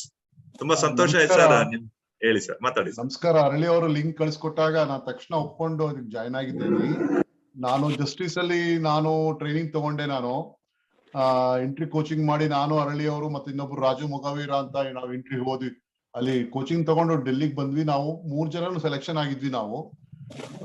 ಆಗಿ ನಾನು ಮತ್ತೆ ಅವತ್ತು ಜಾಯಿನ್ ಆಗ್ಲಿಲ್ಲ. ಮತ್ತೆ 2ನೇ ಸಲ ಮತ್ತೆ ನಾನು ಪಾಸ್ ಆದಾಗ ನನ್ನ ಹೆಸರನ್ನ ಪೇಪರ್ ಅಲ್ಲಿ ಹಾಕ್ಸಿ ಸನ್ಮಾನ ಮಾಡಿದ್ರು. ನಾನು ಸ್ವೀಕರಿಸಿದ ಒಂದೇ ಸನ್ಮಾನ, ಅದು JSS ಇಂದ ಮಾಡಿದ್ದು, ಮತ್ತೆ ಸ್ವಾಮೀಜಿಗಳ ಕೈಯಿಂದ ಮಾಡಿದ್ದದು. JSS ಜಸ್ಟಿಸ್ ಆವರಣದಲ್ಲಿ ಮಾಡಿದ್ದು. ಅದನ್ನು ನಾನು ಜಾಯಿನ್ ಆಗ್ಲಿಲ್ಲ. ಬಟ್ ಆಮೇಲೆ ನಾನು IFS ಅಲ್ಲಿ ಸೆಲೆಕ್ಷನ್ ಆಗಿ ಈಗ ಸಿಕ್ಕಿಂ ಕೇಡರ್ ಆಫೀಸರ್ ಆಗಿದ್ದೀನಿ ನಾನು. ಹಾಗಾಗಿ ನನಗೆ ತುಂಬಾ ಸಂತೋಷ. ಇದರಲ್ಲಿ ನನಗೆ ಒಂದು ಆಹ್ವಾನ ಕೊಟ್ಟು ಇದನ್ನ ಭಾಗವಹಿಸಕ್ಕೆ ಅವಕಾಶ ಕೊಟ್ಟಿದ್ದಕ್ಕೆ, ಮತ್ತೆ ಎಲ್ಲರೂ ಮಾತನ್ನು ಕೇಳಿ ತುಂಬಾ ಆನಂದ ಆಯ್ತು ನನಗೆ. ನಮ್ಗೂ ಕೂಡ ಸರ್, ನೀವು ಸಿಕ್ಕಿಂನಿಂದ ಜಾಯ್ನ್ ಆಗಿದ್ದೀರಿ ಸರ್. ಸಿಕ್ಕಿಂನಿಂದ ಜಾಯ್ನ್ ಆಗಿದ್ದೀರಿ, ನಮಗೂ ಕೂಡ ತುಂಬಾ ಸಂತೋಷ ಆಯ್ತು. ದೇಶದ ಮೂಲೆ ಮೂಲೆಗಳಿಂದಲೂ ನಮ್ಮ ದೆಹಲಿ ಘಟಕದ ಈ ಕಾರ್ಯಕ್ರಮಗಳು, ಶರಣ ಸಾಹಿತ್ಯ ಪರಿಷತ್ ಕಾರ್ಯಕ್ರಮಗಳಿಗೆ ಬರುವಂತದ್ದು ತುಂಬಾ ಸಂತೋಷ ಸರ್. ಸೊ ಮುಂದಿನ ದಿನಗಳಲ್ಲಿ ನಿಮ್ಮನ್ನು ಇನ್ವೈಟ್ ಮಾಡ್ತೀವಿ. ಖಂಡಿತ, ನನಗೆ ಯಾವ ಬೇಕಾದ್ರೂ ಇದ್ ಮಾಡಿ, ನಾನು ಭಾಗವಹಿಸೋಕೆ ತುಂಬಾ ಸಂತೋಷ ಆಗುತ್ತೆ ಅಂತ ಹೇಳಕ್ ಇಷ್ಟಪಡ್ತೀನಿ. Thank you sir, thank you. ಮತ್ತೆ ನಮ್ಮ ಜೊತೆ ವಿಶ್ವನಾಥ್ ಮೂರ್ತಿರವರು ಅಂತ ಬೆಂಗಳೂರಿಂದ ಜಾಯ್ನ್ ಆಗಿದ್ದಾರೆ. ಅವರು ನಮ್ಮ ಬೆಂಗಳೂರಿನ ಕೆಂಗೇರಿಯಲ್ಲಿ ಇರ್ತಾರೆ. ಸರ್ ಮ್ಯೂಟ್ ಆಗಿದೆ, ಅನ್ಮ್ಯೂಟ್ ಮಾಡ್ಕೊಳ್ಳಿ ಸರ್. ಅನ್ಮ್ಯೂಟ್ ಮಾಡ್ಕೊಳ್ಳಿ ಸರ್. ವಿಶ್ವನಾಥ್ ಮೂರ್ತಿ, ಮಾಡಿದ್ದೀನಿ. ಎಲ್ಲರಿಗೂ ಶರಣಾರ್ಥಿಗಳು. ಕಾರ್ಯಕ್ರಮ ಚೆನ್ನಾಗಿ ಮೂಡ್ ಬಂತು. ಗೌರವ್ ಅಪ್ಪಾಜಿ ಅವರು ಬಹಳ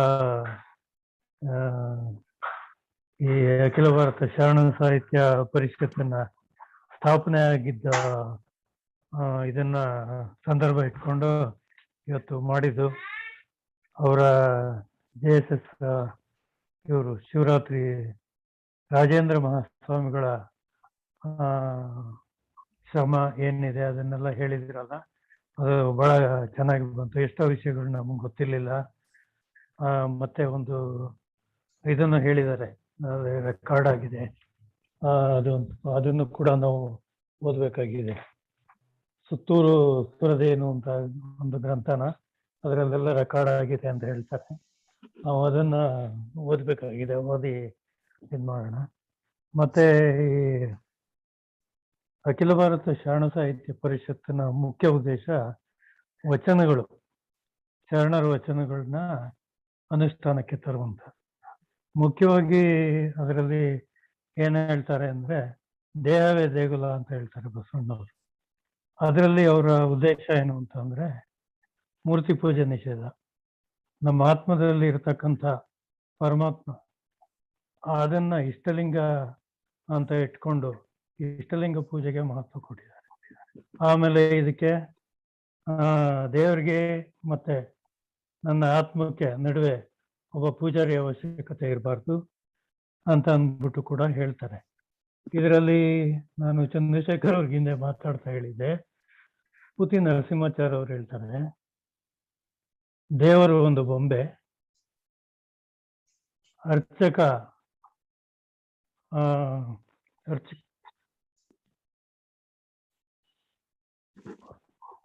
ಪೂಜೆ ಒಂದು ಆಟ ಅಂತ ಹೇಳ್ತಾರೆ. ಪೂಜೆ ಒಂದು ಆಟ, ಮತ್ತೆ ಭಕ್ತಿ ಒಂದು ವಿಸ್ಮಯ ಅಂತ ಹೇಳ್ತಾರೆ.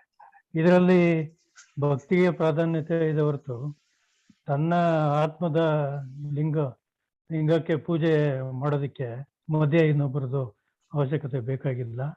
ನನ್ನ ಆತ್ಮನೇ ನನ್ನ ದೇವರು, ಆತ್ಮಸಾಕ್ಷಿಯಿಂದ ಇರಬೇಕು, ಆತ್ಮಸಾಕ್ಷಿಯಿಂದ ನಡ್ಕೊಳ್ಬೇಕು, ಈ ರೀತಿಯ. ಆಮೇಲೆ ಮೂರ್ತಿ ಪೂಜೆಯನ್ನ ಅವರು ಧಿಕ್ಕರಿಸ್ತಾರೆ. ಮೂರ್ತಿ ಪೂಜೆ ಶರಣ ಪರಂಪರೆ ಇದನ್ನ ಹೇಳ್ತಾ ಇರುವಂತದ್ದು ಸರ್. ಸೊ ಮತ್ತೆ ಮುಂದಿನ ದಿನಗಳಲ್ಲಿ ತಮಗೂ ಕೂಡ ನಾನು ಈಗ ಆಲ್ರೆಡಿ ಯೋಚನೆ ಮಾಡಿದ್ದೀನಿ. ಸೊ ಒಂದಿನ ನಿಮ್ಮನ್ನು ಕೂಡ ನಾವು ಇನ್ವೈಟ್ ಮಾಡೋದ್ರಲ್ಲಿದ್ದೀವಿ.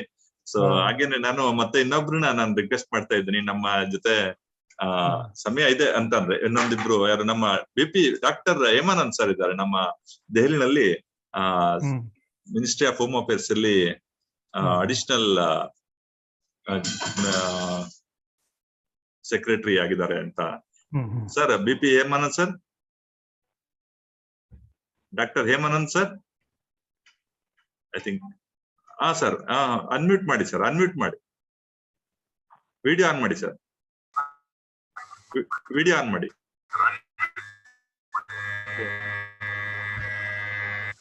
ಕೇಳಿಸ್ತಾ ಇದೆಯಾ ಧ್ವನಿ? ಎಲ್ಲರಿಗೂ ನಮಸ್ಕಾರ. ಮೊಟ್ಟ ಮೊದಲನೇದಾಗಿ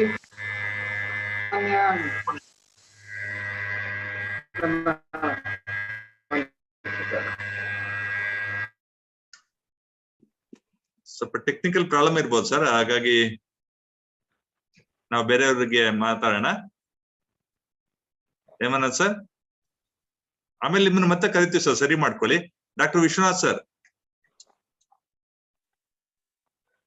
ಆಡಿಯೋ ಆನ್ ಮಾಡಿಲ್ಲ ಮೋಸ್ಟ್ಲಿ. ಓಕೆ, ವಿಶ್ವನಾಥ್ ಅವರು ಕೂಡ ಇಲ್ಲ ಅಂತ ಕಾಣ್ತದೆ. ಸೊ ಮತ್ತೆ ಇನ್ಯಾರಾದ್ರೂ ನನಗೆ ಈಗ ಬೆಂಗಳೂರಿಂದ ಇವಾಗ ಗುರುಚ ಅಪ್ಪಾಜಿ ಅವರ ಒಂದು ಸಮಕಾಲೀನರು ಅಥವಾ ಅವರ ಒಂದು ಇದ್ರಲ್ಲಿ ಯಾರು ಇಲ್ಲಿ ಒಂದು ಹೆಸರು ಹಿರಿಯರು ಕಾಣ್ತಾ ಇದ್ರು, KB ಷಣ್ಮುಖಪ್ಪ ಅಂತ. ಅವರ ಹೆಸರು ಈಗ ಇಲ್ಲ. ಸೊ ಇನ್ಯಾರಾದ್ರೂ ಮಾತನಾಡೋದಾದ್ರೆ, ಈಗ ನನಗೆ ರಾಜಶೇಖರ್ ಪಾಟೀಲ್ ಇದ್ದಾರೆ.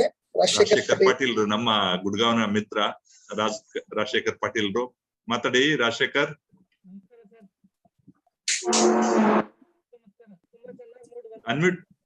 ಅನ್ಮ್ಯೂಟ್ ಕೇಳಿಸ್ತಾ ಇಲ್ಲ.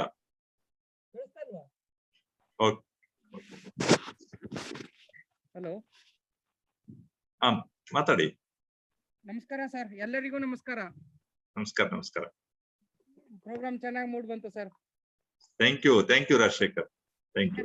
ಪ್ರೋಗ್ರಾಮ್ ಪ್ರತಿ ತಿಂಗಳು ಒಂದು ಆಗ್ತಾ ಇರ್ಲಿ ಅಂತ ನಮ್ ಬೇಡಿಕೆ ಇದೆ. ಓಕೆ ಸರಿ. ಹಾಗಾದ್ರೆ ನಾವು ನಮ್ಮ ಇವರು ನಮ್ಮ ಹೇಮಾನಂದ್ ಸರ್ ಸ್ವಲ್ಪ ಸಿಕ್ಕಿಲ್ಲ ಅಂತ ಕಾಣ್ತದೆ. ಮತ್ತೆ ಇನ್ಯಾರಾದ್ರೂ ಅಭಿಪ್ರಾಯ ಹಂಚ್ಕೊಳ್ಳುವಂತದ್ದಿದ್ರೆ ಇಲ್ಲ ಅಂತ ನಾವು ಕಾರ್ಯಕ್ರಮವನ್ನ ಈ ಒಂದು ಓಕೆ ಸರಿ.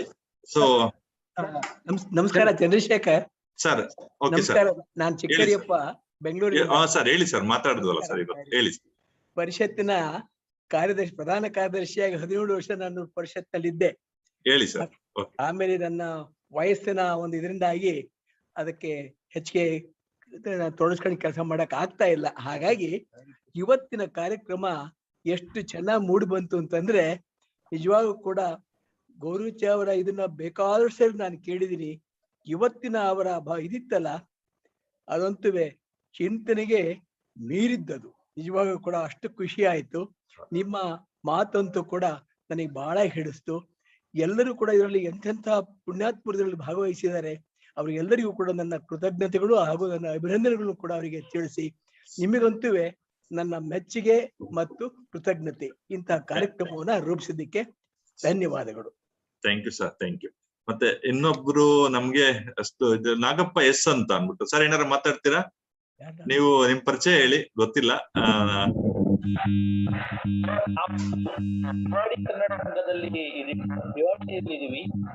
ಬಿವಾಡಿನಲ್ಲಿ. ಓಕೆ, ಅದು ಫೋಟೋ. ಓಕೆ ಸರ್, ಸ್ವಲ್ಪ ದೂರ ಇದಿಲ್ಲ, ಇದು ಕಾಣ್ತಾ. ಓಕೆ ಸರ್, ಮಾತಾಡಿ. ಬಿವಾಡಿ ಅವರು, ನಾಗಪ್ಪ ಅವರು. ಓಕೆ,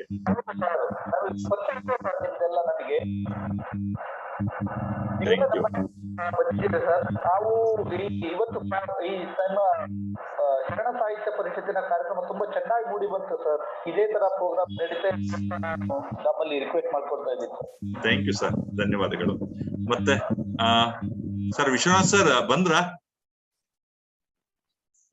ಇಲ್ಲ. ಓಕೆ, ಕಾಶಿನಾಥ್ ಬಿರಾದರ್ ಇದ್ದಾರೆ. ಮಿಸ್ಟರ್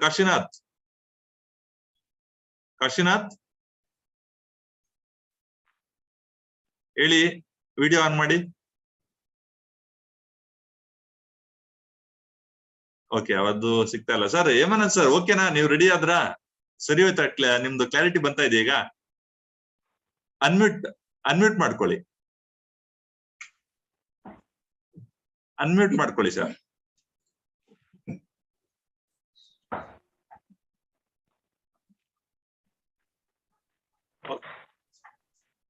ಪಾಪ ಅವರು ವಿಡಿಯೋ ಆನ್ ಮಾಡಿದ್ದಾರೆ, ಯಾಕೋ ತೊಂದರೆ ಆಗ್ತದೆ ಅವ್ರಿಗೆ.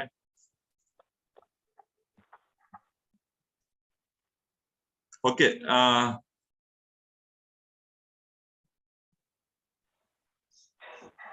ಅವ್ರು ಮಾತಾಡ್ತಾ ಇದ್ದಾರೆ, ಕೇಳಿಸ್ತಾ ಇಲ್ಲಲ್ಲ, ಹೆಂಗ್ ಮಾಡೋದು? ಅವ್ರಿಗೆ ಹೇಳ್ತಾ ಇದ್ದೀರಿ. ಅನ್ಮ್ಯೂಟ್ ಮಾಡ್ಕೊಳ್ಳಿ ಸರ್.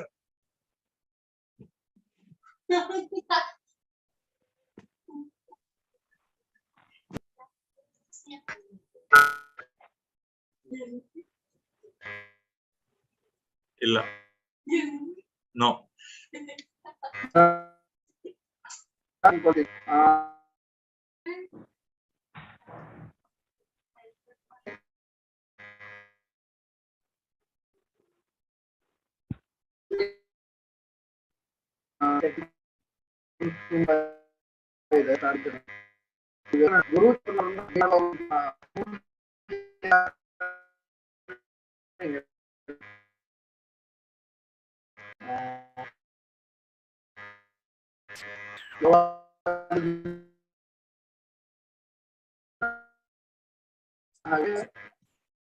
ಗುರು ವಾಯ್ಸ್ ಕ್ಲಿಯರ್ ಆಗಿ ಬರ್ತಾ ಇಲ್ಲ ಸರ್, ವಾಯ್ಸ್ ಕ್ಲಿಯರ್ ಆಗಿ ಬರ್ತಾ ಇಲ್ಲ. ಹೇಮಂತ್ ಸರ್. ಸರ್ ಅಲ್ಲಿ ನೆಟ್ವರ್ಕ್ ಪ್ರಾಬ್ಲಮ್ ಇದೆ ಅಂತ ಓಕೆ ಓಕೆ ಓಕೆ.